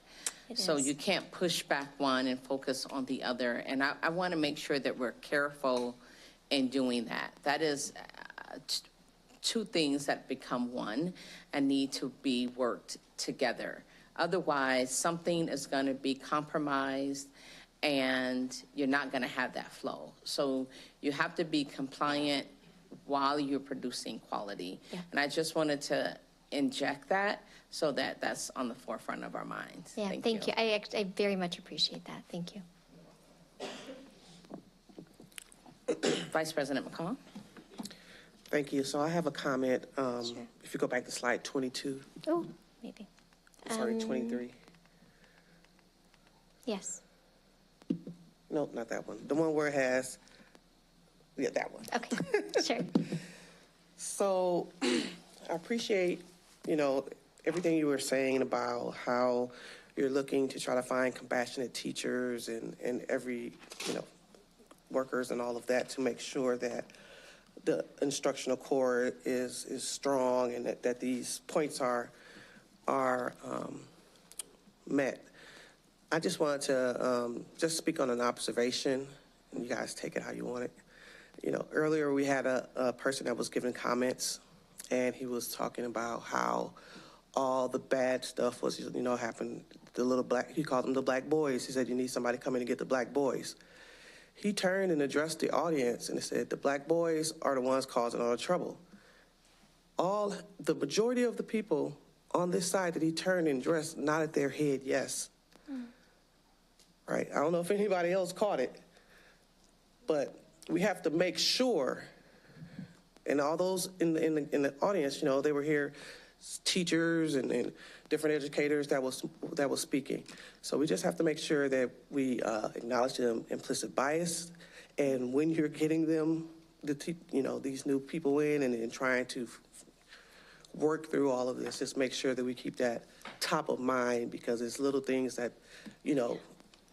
just by the nature of implicit bias, you're not knowing that you're doing it, right? So just want to make that comment. Thank you. Thank you. Anyone else? Thank you very much.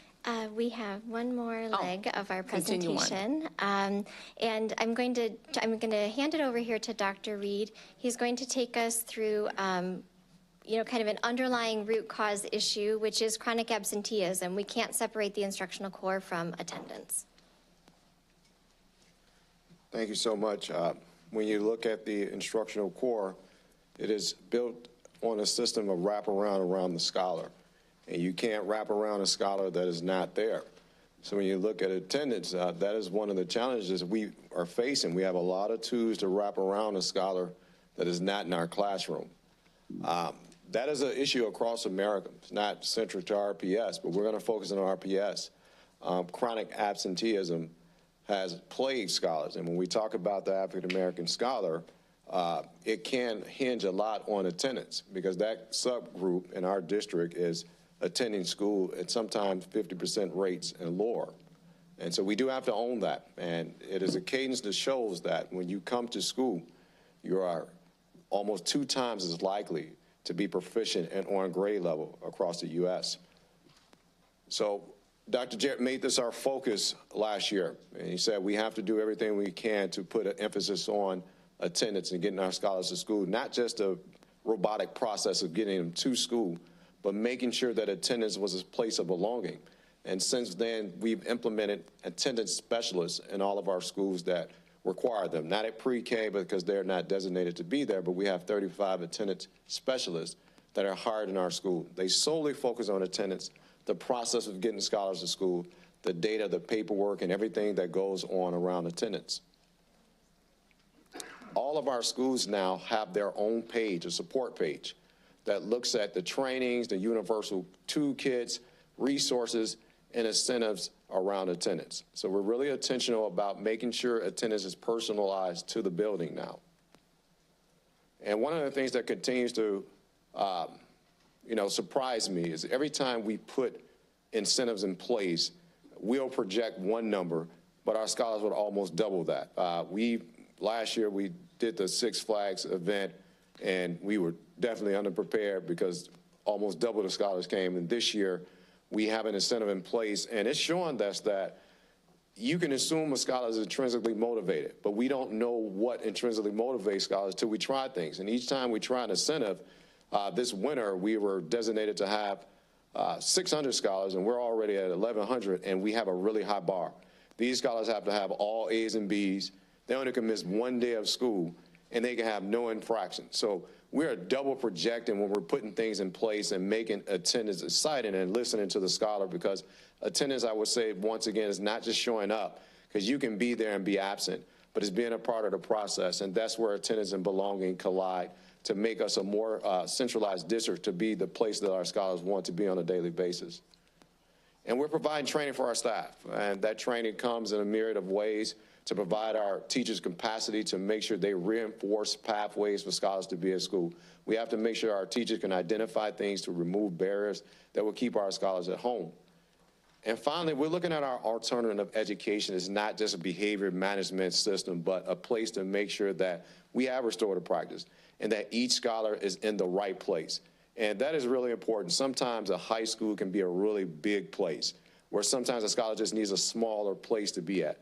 And it has to not be always centric around behavior management. So we're looking at each scholar's designation and making sure that our alternative education spaces are centralized around the needs of our scholars.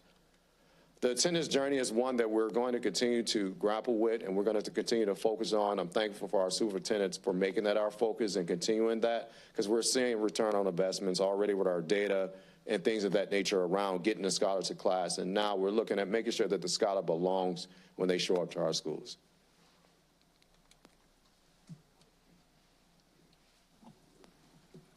Just a quick question. Yes, ma'am. So, and you may have touched on this already, but if you could reiterate. So what are we doing in preventative measures? Because alternative placement always come up associated currently with behavior. So how are we, what are we doing to catch that? Or what patterns are we looking for? What do we have in place to catch that before it get to the behavior point? Yeah, I think two things, Board President. One of the things that we're really looking at is the bridge between a scholar transitioning. For example, from that elementary to middle school, we have a team that's really looking at, you know, the scholar from that 5th grade is not going to turn a lot before they get to middle school, so catching it earlier, putting some tools in place, looking at some things to do in that summer. We're also looking at the same thing going from middle school to high school. It's too late once they get into that environment. You want to kind of build that partnership on the other end, so we're doing a lot of things in the middle school before they get into high school, building some capacity and relationship building there. So when they walk into the next environment, you see when they transition that first year, it's a really big drop a lot of times in some of the things they do because they're not used to that environment. So we're really trying to be intentional there. And second is listen to the scholar's experience, because they can tell you a lot about what they want things to look like when they walk in that building. So our last listening session, we're going to be workshopping around the things that they said and bringing those proposals back to you all, because I think the scholar has a lot of insight on what it takes to make sure we're proactive about their needs. Thank you. And secondly, so we've seen some pretty drastic behaviors at early elementary as well. So is there any plans coming to address that need? Because, you know, to remove them from learning and you're not having necessarily a plan to continue their education and then returning them at a higher grade level, then we're not fulfilling our commitment to education. So do we have anything, or are we having any discussion about how to proactively address the more severe behaviors that we're seeing in elementary? Yeah, so I'll let Jen Lawrence, but I know Dr. Jarrett just left a meeting at one of our pre-Ks because he's going around doing the tour. And one of the things he identified is the first 1,000 days are so important to the success of our scholars. So he's really looking at a lot of resources we already have there and making sure they're aligned, because our scholars are doing some things a little earlier. And we identified that one of the things I would take away from the last meeting is that our parents, until we identify that we can help with their needs, they're not going to help us with what we want. So there are some central needs that we're looking at, finding tools that we already have in place to help support that first 1,000 days. I think that new approach has really resonated with how we're looking at the scholars when they first are starting at that pre-K and kindergarten year. But I'll let Jen continue there. Thank you. One very specific thing that we're doing right now is working with our SOAR Academy staff. They've been integrated into several of our schools, working with staff to identify patterns of behavior.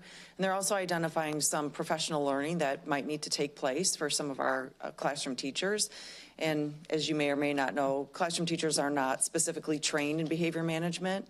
And so that type of training that we're identifying right now and that we can replicate in each of our schools to help them. So that's one specific example that we've gathered information already this school year from our SOAR staff to identify some very specific needs. Thank you. Anyone else? We are now on to the planning and development action items. Is there a motion and a second to approve item 6A? So moved. Second. Is there any discussion? Please call the roll. Ms. McCall? Yes. Ms. Bennett? Yes. Mr. Carpenter? Yes. Ms. Haley? Yes. Ms. Stanford? Yes. Ms. Pearson? Yes. The motion passes with 6 yeses, 1 absent. Is there a motion and a second to approve item 6B? So moved. Second. Is there any discussion? Mr. Carpenter? Thank you.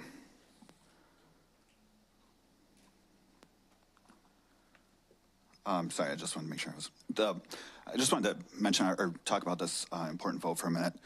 This board and previous boards have been fortunate to be able to balance budgets and hire staff without the need to increase the tax levy for the last several years.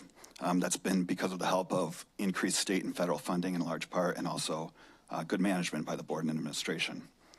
Unfortunately, we've experienced decreased and stagnant funding from these sources, and it's threatening our ability to hire and retain the staff that we need to serve our students.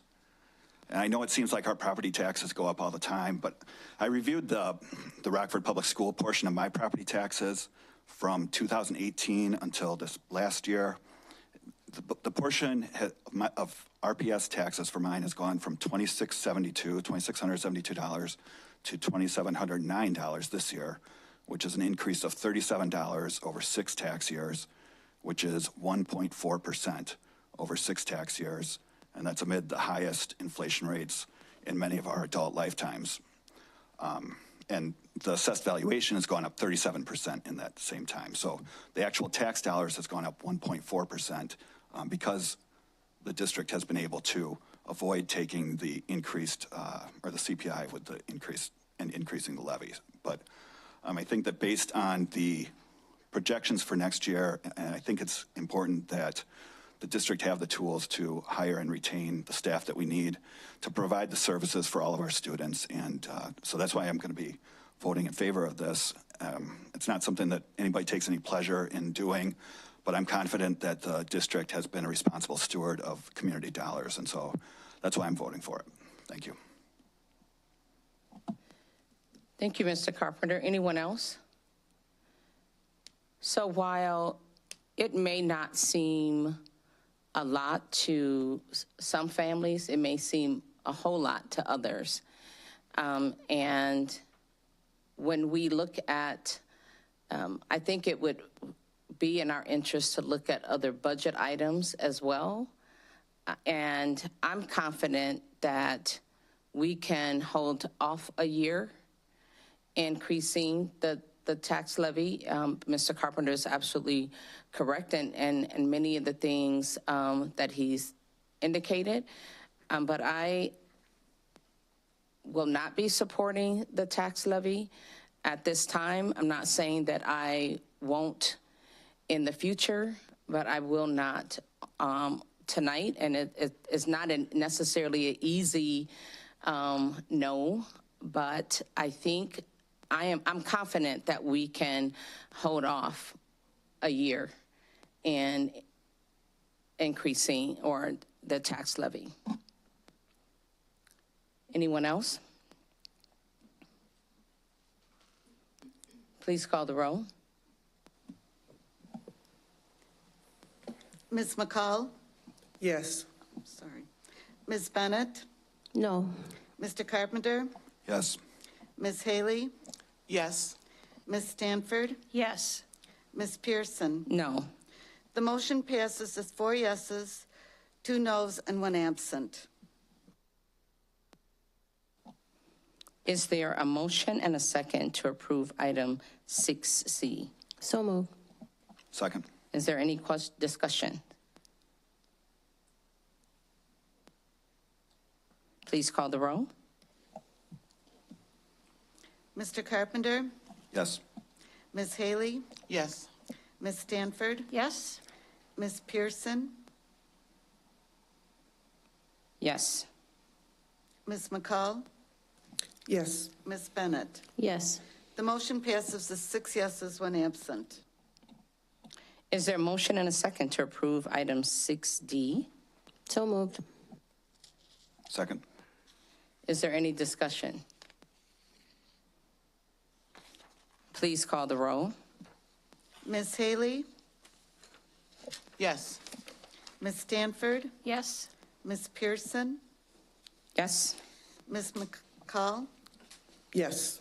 Ms. Bennett? Yes. Mr. Carpenter? Yes. The motion passes as 6 yeses, 1 absent. Is there a motion and a second to approve item 7A? So moved. Second. Is there any discussion? Ms. Bennett? I know that this was something that we discussed last time, so I just would like to reiterate that I think anything regarding abuse and neglect, sex abuse, grooming, reporting, all of those areas should be required annually. I see that it has been updated to say that it is required every 3 years, but it will be incorporated into annual training. And while I appreciate that, I would just like it to be noted that I am for the policy saying 1 year for those specific trainings, not all trainings. Anyone else? So in regards to this policy, I can see, just given information that we are privy to, that this will, well, let me say this. I think it's important that periodically we obtain data to make sure that this is happening, to incorporate it and to execute it and follow through is one thing. So I'll leave that there, and if needed, we'll revisit this policy. Any other discussion? If not, please call the roll. Ms. Stanford? Yes. Ms. Pearson? Yes. Ms. McCall? Yes. Ms. Bennett? No. Mr. Carpenter? Yes. Ms. Haley? Yes. The motion passes as 5 yeses, 1 no, 1 absent. Is there a motion and a second to approve 7B? So moved. Second. Is there any discussion? Please call the roll. Ms. Pearson? Yes. Ms. McCall? Yes. Ms. Bennett? Yes. Mr. Carpenter? Yes. Ms. Haley? Yes. Ms. Stanford? Yes. The motion passes as 6 yeses, 1 absent. We're now on to the performance and monitoring consent portion of our meeting. May I have a motion and a second to approve items listed in section 8? So moved. Second. Are there any consent items in section 8 that board members wish to have pulled for separate consideration?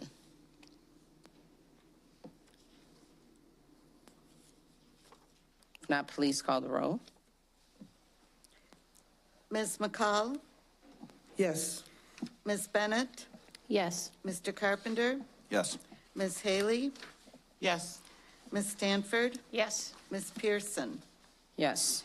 The motion passes as 6 yeses, 1 absent. We are now on to the planning and development consent portion of our meeting. May I have a motion and a second to approve items in section 9? So moved. Are there any consent? Second. Thank you. Ms. Bennett, you have a consent item you'd like to pull? Okay, thank you.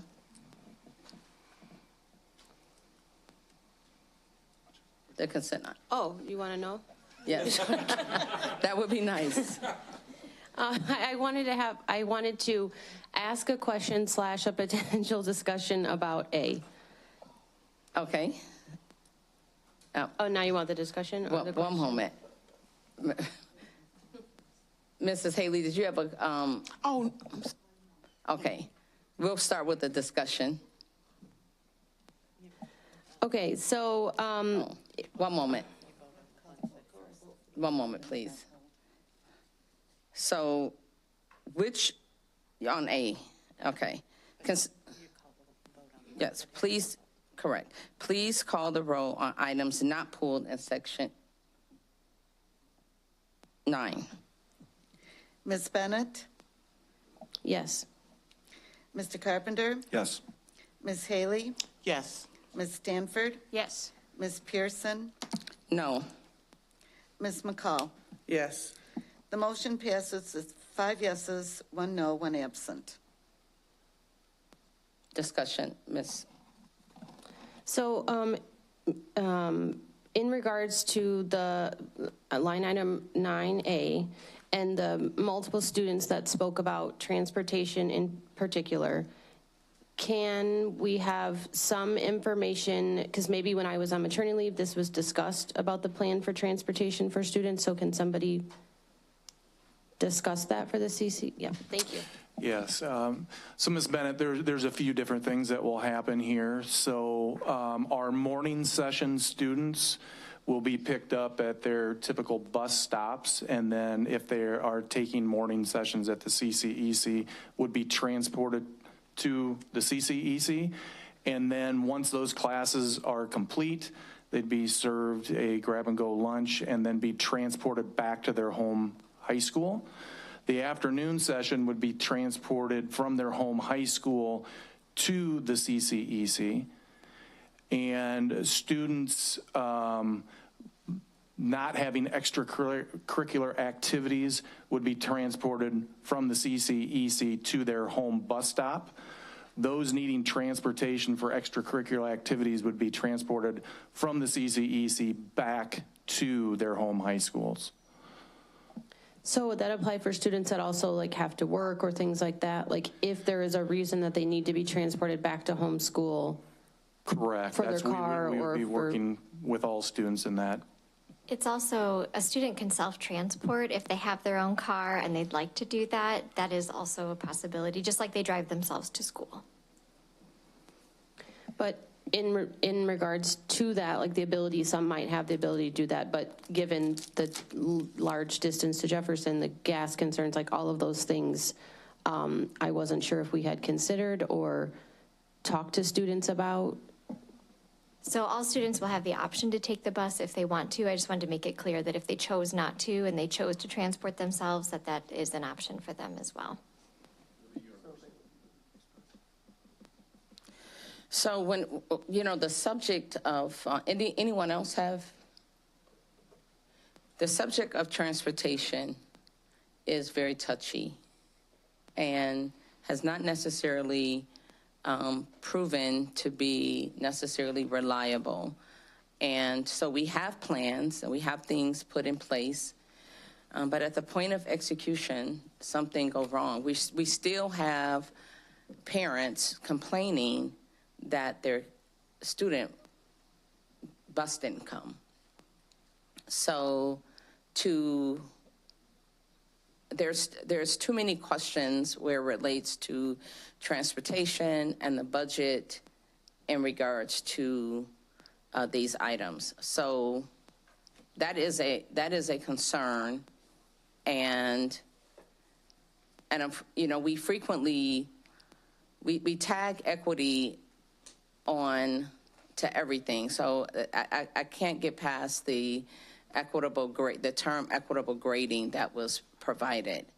And so while I'm on the subject matter, we want to make sure that it is both equitable and we can afford it and follow through. And that does not appear to be something that can happen consistently, given the track record regarding transportation.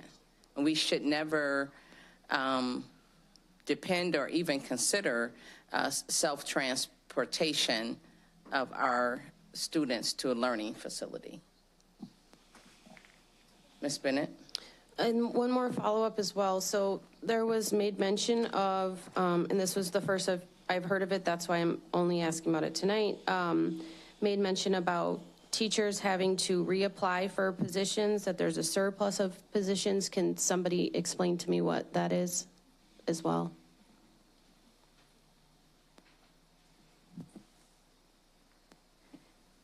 Ms. Crowder, do you mind if I take that one? About the surplusing of positions for the CCEC. So because some pathways are moving to the CCEC, some are staying in the home schools. There's a list available. We were going around informational sessions to schools last week and this week.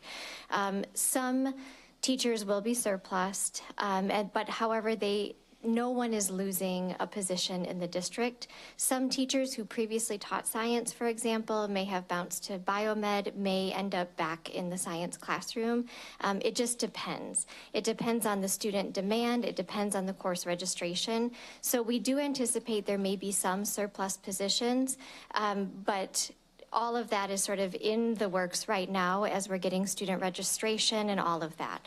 So what we're communicating to staff is that by December, I think it's December 16th, we'll be able to ensure that every staff member not only knows their status, but also which positions are open in their home school, if they choose to stay in their home school or if they choose to go to the CCEC. So each staff member will be counseled on sort of their professional options as all of this starts to take shape. I think one thing we can just add to the context of the conversation, and we go back to the original facilities master plan conversations, we talked about the idea of a 4-1 concept. And what the real why is behind this is equity. There are programs that we can't have an A+ facility in all 4 of our high schools. We can't afford to do it. So you take a program like auto. What our idea here is to have one absolutely great auto facility that all students can use, as opposed to having 4 average facilities. It allows us to do that.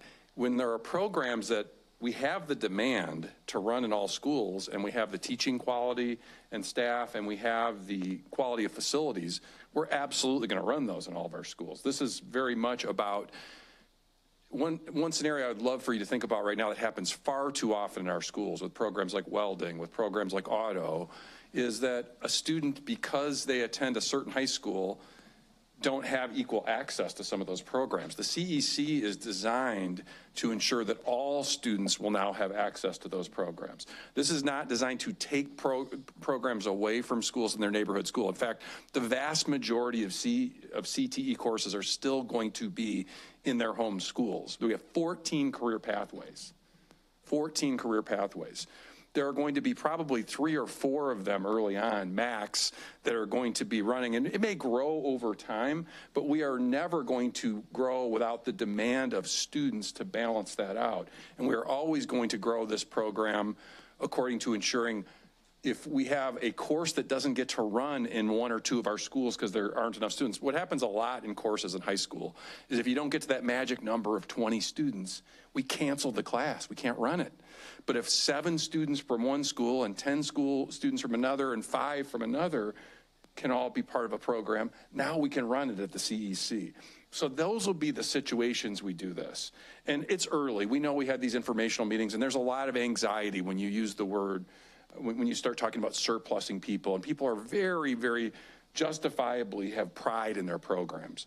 But I can tell you unequivocally as the superintendent of the school district, this is not done to shrink programs at the home schools. It's done to grow them, to ensure all of our students have high quality college and career readiness, to transport them and make sure we have equitable access to these, and that there are a limited number of high quality programs that we can run in this beautiful new facility we're going to build. That was the vision behind it in the facilities master planning process. This is not designed to shrink, this is designed to grow. And this is not designed to do anything but ensure that those students who are in schools where classes don't run, and this will, by the way, also happen with some of our college preparatory classes. Right now, all across the district, it happened to my children multiple times at Guilford High School where they weren't able to take the advanced science and math course they wanted to because there weren't enough students that year, and they missed out on an opportunity to take an advanced chemistry class or an advanced calculus class. This will be another opportunity for those college readiness courses where we can, there's 6 kids at East and there's 8 kids at Jefferson and there's 10 kids at Guilford and there's 4 kids at Auburn. We can come together and we can run those classes too. So this is about abundance and growth. This is not about taking away. And I just want to make sure we do that. And I am so respectful of the comments that we received today, and we have to do a better job of explaining what this is about. We clearly missed the mark as we told our story. Transportation is going to be guaranteed. We are not making students miss out on co-curricular experiences. And number 2, we are going to have more programs available for students, not only in their home schools, but in this centralized location, because we can combine courses when things weren't going to run anyways. That's what I really believe we can make happen here. So I strongly encourage the board to continue on the work that the Facilities Master Plan did in doing this work, because this is the next step for high school academies, because it will allow equitable access. Now the high school you attend won't determine if you have access to a welding class or an auto class. And that was always the vision, that we could do this in one place and make sure we transport students and teachers to that space, but still honoring those local high schools. That is not going anywhere, that commitment to these high school academies at the local schools. Vice President McCall, did you have your light on? I did, but the statement was addressed. Okay, thank you. So if you all remember when the whole episode of First Student contract, it wasn't a guarantee, but we were very confident that this would help the transportation issue. And we still have problems. And everything sounds really good, but Ms. Detman, will you restate your example with science and biomed and the teacher and the reclassification? I'll try. Teachers hold specific certifications, so they're often certified to teach multiple subjects or even multiple grade levels. So just because a teacher might teach biology this year doesn't mean that they couldn't teach biomed another year, for example. And so as we look at all of the different positions, and as based on student request and demand, we build that master schedule, there may be some teachers who get surplus from what they're currently teaching, but then have an opportunity to take a position in another area that they're certified to teach and maybe have previously taught. Each of that will be personal, and it will be coached through their HR generalist at their school to help them identify all the available opportunities and choose the one that best suits their credentials and their interest. So another concern I have, as we frequently kind of get ahead of things and then we're faced with problems and we don't know what to do. So what was the teachers' voices in this? Or have we had listening sessions with them about this, or? In regards to the facilities master plan in particular and the CCEC project as a part of that, yes, we had both elementary listening session, secondary listening session. We had several CTE teachers at that secondary listening session. We also had faculty on our facilities master plan steering committee. In fact, some of them were named in the comments. What am I missing, Mr. Well, and I'd also like to share that during the planning process of the CCEC, while Bridget French, the Executive Director of College and Career Readiness, and Scott Seavey, the Director of Career and College Readiness, were the ones representing the group. They were working closely with their academy coaches as well as teachers in automotive, welding, manufacturing at Jefferson, just to name a few that I'm aware of, to get feedback. And community leaders met and discussed all of this during the planning sessions. Thank you. So were there selective teachers? Trust me, I understand that we had community listening sessions, and I also understand we have significant opportunity for community engagement, period. So just because we had opportunity for community engagement does not make it necessarily successful. So I get that, I understand that. So was it selective teachers that, or all the teachers of the district was a part of this? So when we talk about the facilities master plan, all teachers were invited to the early childhood elementary school workshop that was presented in October, as well as the secondary workshop. I'd also like to add we invited students from all 4 high schools and Roosevelt to a session at the CCEC as part of the facilities master plan, and really listen to that group speak about some of the things they were looking for differentiated education and opportunities for welding classes and automotive. So outside of that, and while we were planning the space specifically, there was no teachers sitting on the planning, but as I stated, Ms. French and Mr. Seavey were communicating very closely with a number of those teachers. And what I'd also like to add, as far in the design of the building, all these spaces were designed to be with the ultimate flexibility, because we want to ensure that while we may be using certain equipment right now, that equipment in 5 years could change. So making sure that the utilities, whether that's electrical, water, pneumatics, were designed in such a way that they can easily be plug and play depending on the equipment being placed in the different rooms. Mrs. Haley? So my comment actually does not refer to the teacher engagement piece of this, but it does refer to our need as a district to expand our programs. Mm-hmm. For example, we all attended when we had our retreat, East High School, and their culinary program was in a very small classroom. We have the opportunity to build and have space for a robust culinary program. Also, as an employee of Rock Valley College at the Advanced Technology Center, I see students from other districts that go and come into our advanced technology programs having dual credit already obtained from their high school. And I don't see RPS students having that opportunity, such widespread opportunities. Also, as you know, one of our growth areas across this region is culinary or hospitality, as well as manufacturing. And I think it's important that we all have a space so those students can learn and have those extended opportunities. Because when they are coming to Rock Valley,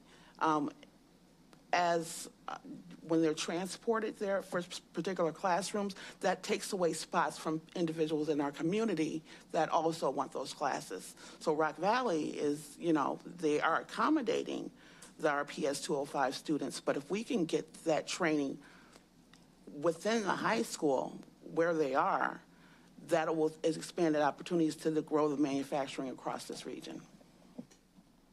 Thank you very much, Ms. Haley. And everything that I've heard is very good. And I look forward to the expansion, the growth, and opportunity.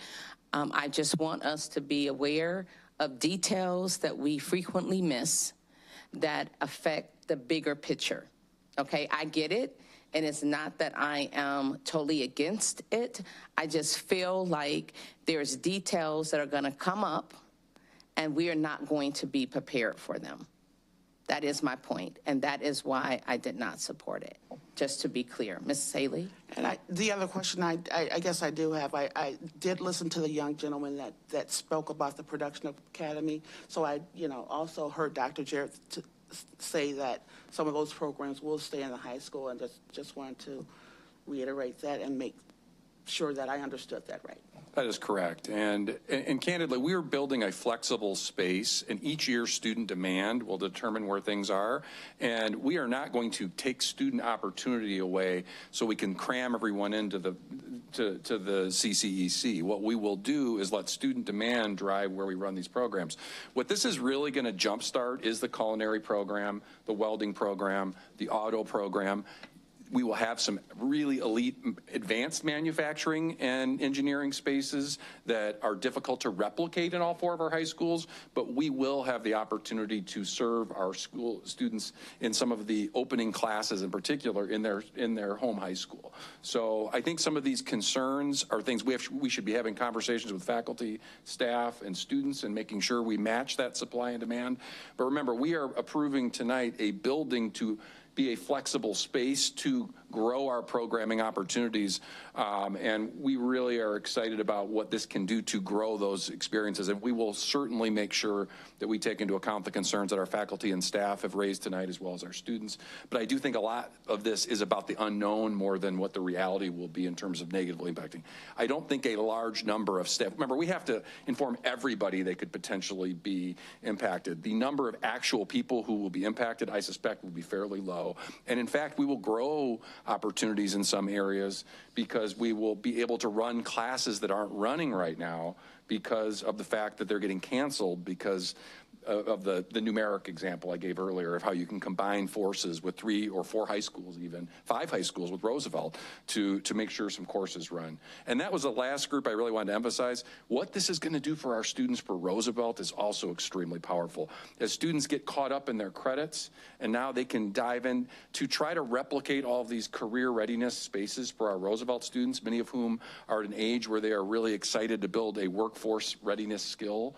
This is going to be a real powerhouse for that as well. So there are a lot of huge opportunities, and I agree with Board President Pearson. We have to continue to come back to the board to inform you each step of the way on the plan.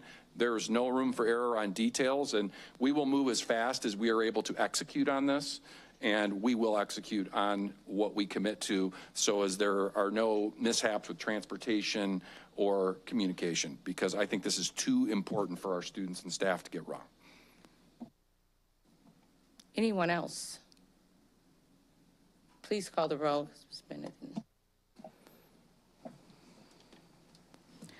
Mr. Carpenter? Yes. Ms. Haley? Yes. Ms. Stanford? Yes. Ms. Pearson? No. Ms. McCall? Yes. Ms. Bennett? Yes. The motion passes with 5 yeses, 1 no, 1 absent.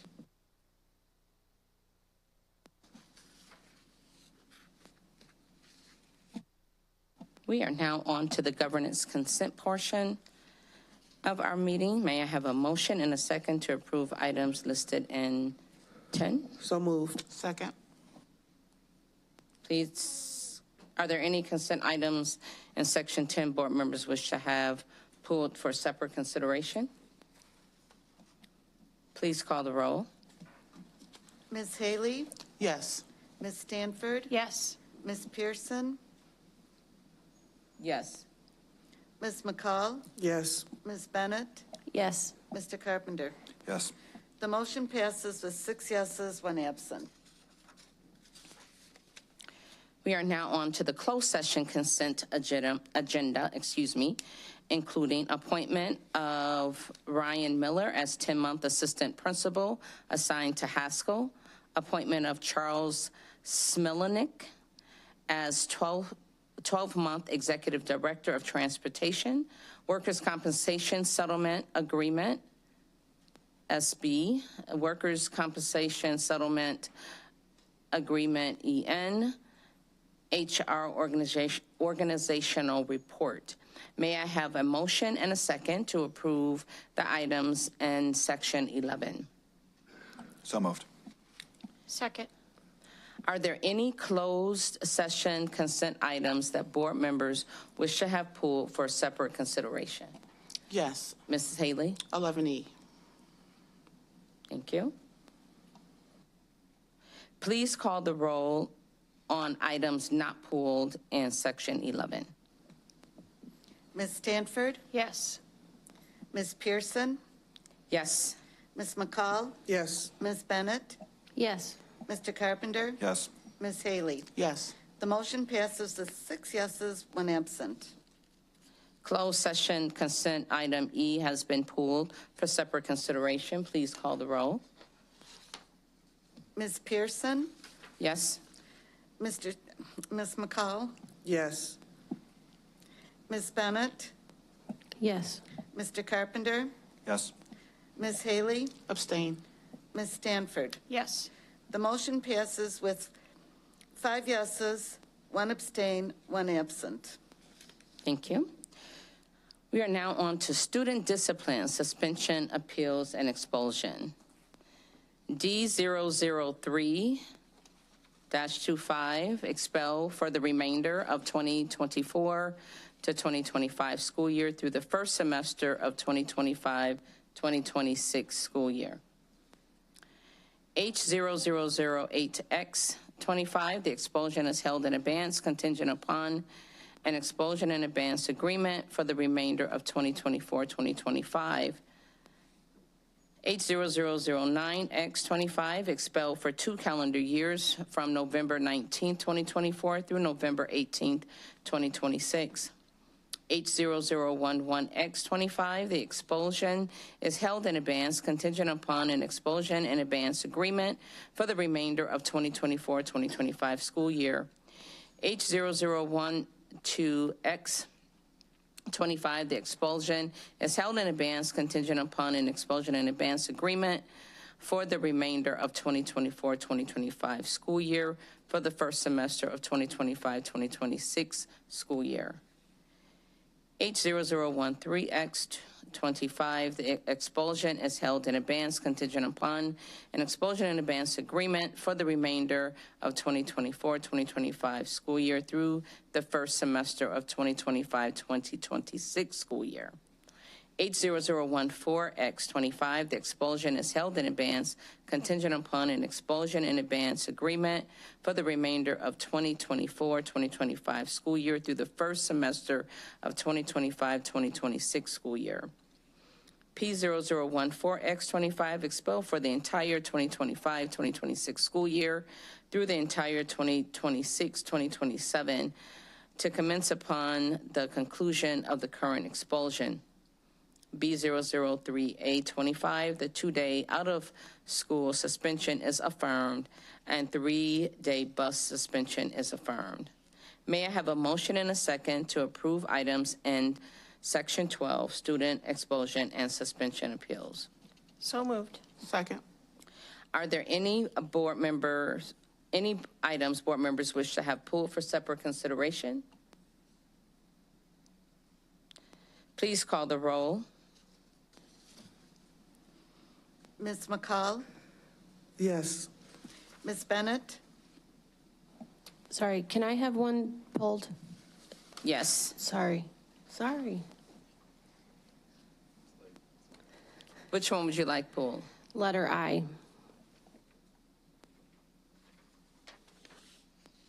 Please call the roll on items not pulled.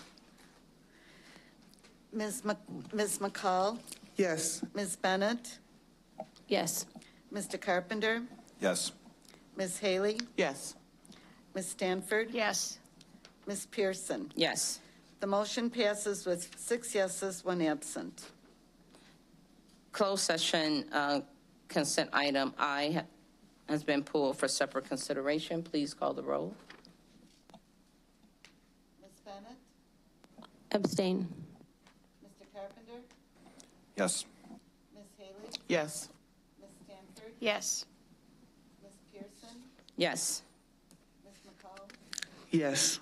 The motion passes with 5 yeses, 1 abstain, 1 absent. I didn't. We are now on student discipline EIAs. May I have a motion and a second to approve items in section 13, the student EIAs? So moved. Second. Are there any items board members wish to have pulled for separate consideration? Please call the roll. Mr. Carpenter? Yes. Ms. Haley? Yes. Ms. Stanford? Yes. Ms. Pearson? Yes. Ms. McCall? Yes. Ms. Bennett? Yes. The motion passes with 6 yeses, 1 absent. Next item on the agenda is Superintendent Jared's report. If there was ever an evening that it bears repeating about the value of our board members and the dedication, it's tonight. So once again, I thank you for going above and beyond, as you always do. And with that, I'm going to turn my time over to our student representative, Landon Bakhta, to share his perspective. Landon, the floor is yours. Hello, I am a senior in the engineering pathway at Guilford High School, currently enrolled in environmental sustainability and engineering design and development, the final 2 classes of the pathway. I have also been involved in 2 outside school internships, one of them being an engineering role. In this internship, another Guilford student and I were on our own in an engineering design team. My partner and I were tasked with designing inserts and trays for a company robot to hold its bits and sockets. The robot didn't have a vision system to see where the bits were, but was programmed to pick up in specific spots, and we needed to figure out where those spots were at and make trays to hold them in that specific spot. Let's see. Our steps followed those exactly taught by both of our teachers. These steps were brainstorming, looking through the bins that had already worked with current trays, and figuring out the easiest bits to follow up with. When it came to designing these pieces, we found the company also used a program used by Guilford's engineering program called Onshape.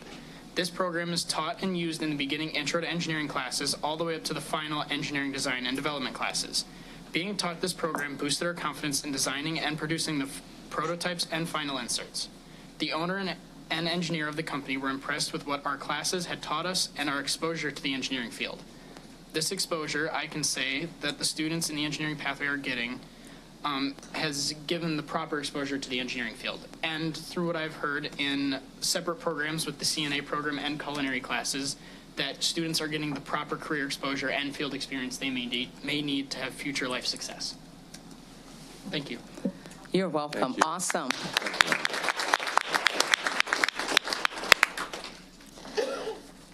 Next on the agenda, it provides an opportunity for board members to discussion. Are there any board member comments, action steps, other business, new business, agenda, recommendation, or any other matters to discuss? Ms. Bennett? It'll be really fast. I even wrote them down. Okay, one, I know a lot of people have since left, but I want to thank people for attending our meetings when Mr. Naylor made a kind of a joke that there had been a lot of comments and did we need a break. I really, no matter what the comment is, no matter what the concern is, I want to thank people for coming. It is late at night to come to our meetings, and I just very much value public comment and public feedback. Especially students, like the students to come and how brave they were and their friends to come and support. That's amazing. So more students to come and tell us your thoughts. Second, there was recently a sandwich contest, and I don't know the context other than that. However, there was like 1 million comments, and one of the comments was from Mr. Paul Slutton, who owns Abreu Social and Disco Chicken, who is willing to replicate our sandwiches. And so communications department, if they're still there, I don't think they are, maybe they are. But Paul is lovely, Disco Chicken is lovely, and so if that can be a thing, I think that would be amazing to have 3 RPS sandwiches we can all go try. Third thing, I just want to share so that way it's into the public record. I was called out in the hallway from a tutor and somebody that does math tutoring in our district. So she brought us 2 different examples of tests. So one is, in her opinion, what should be taught in 7th grade, and another is what is currently being taught in one of our schools. So I'm going to hand them out to the board, but I want it in the record of what I'm handing out. The end. Anyone else? So I want to thank Rockford Roasting Company for the wonderful gift that we have for board appreciation, along with everything that the administration have done It is very much appreciated. And I want to thank principals for your emails, constituents for your phone calls, or just the messages that you sent via family and friends. This is indeed a thankless job. And every now and then, even board members need to be encouraged and need a second win. So thank you to all who have expressed appreciation for board members. Ms. Haley? I do want to say thank you to everybody who recognized us for the board member appreciation event. It's very much appreciated. And also, I want to thank the people who presented today. I want to thank the refresh program because smaller class sizes do matter. I want to thank the person who spoke about smaller class sizes. And also, our students will live up or down to our expectations of them. So I think we need to keep that in mind as staff and as board members, as teachers. So keep that in mind so that our students can be the best that they can possibly be. And I had one more, I can't remember, but that's it for now. Thank you. Vice President McCall. I want to thank everybody as well and also call the motion for adjourn. Vice President McCall, one moment, please. See, if everybody cooperate with President Board Member Pearson, then we are going to all leave together. However, I do need to address for the record that I must, and I'm not going to go into details, but I'm asking every board member to revisit the Open Meetings Act. That's imperative, and I need that recorded for reasons that I will explain later. May I have a motion and a second to adjourn? So moved. Can I get a second? Second. Thank you. Good night.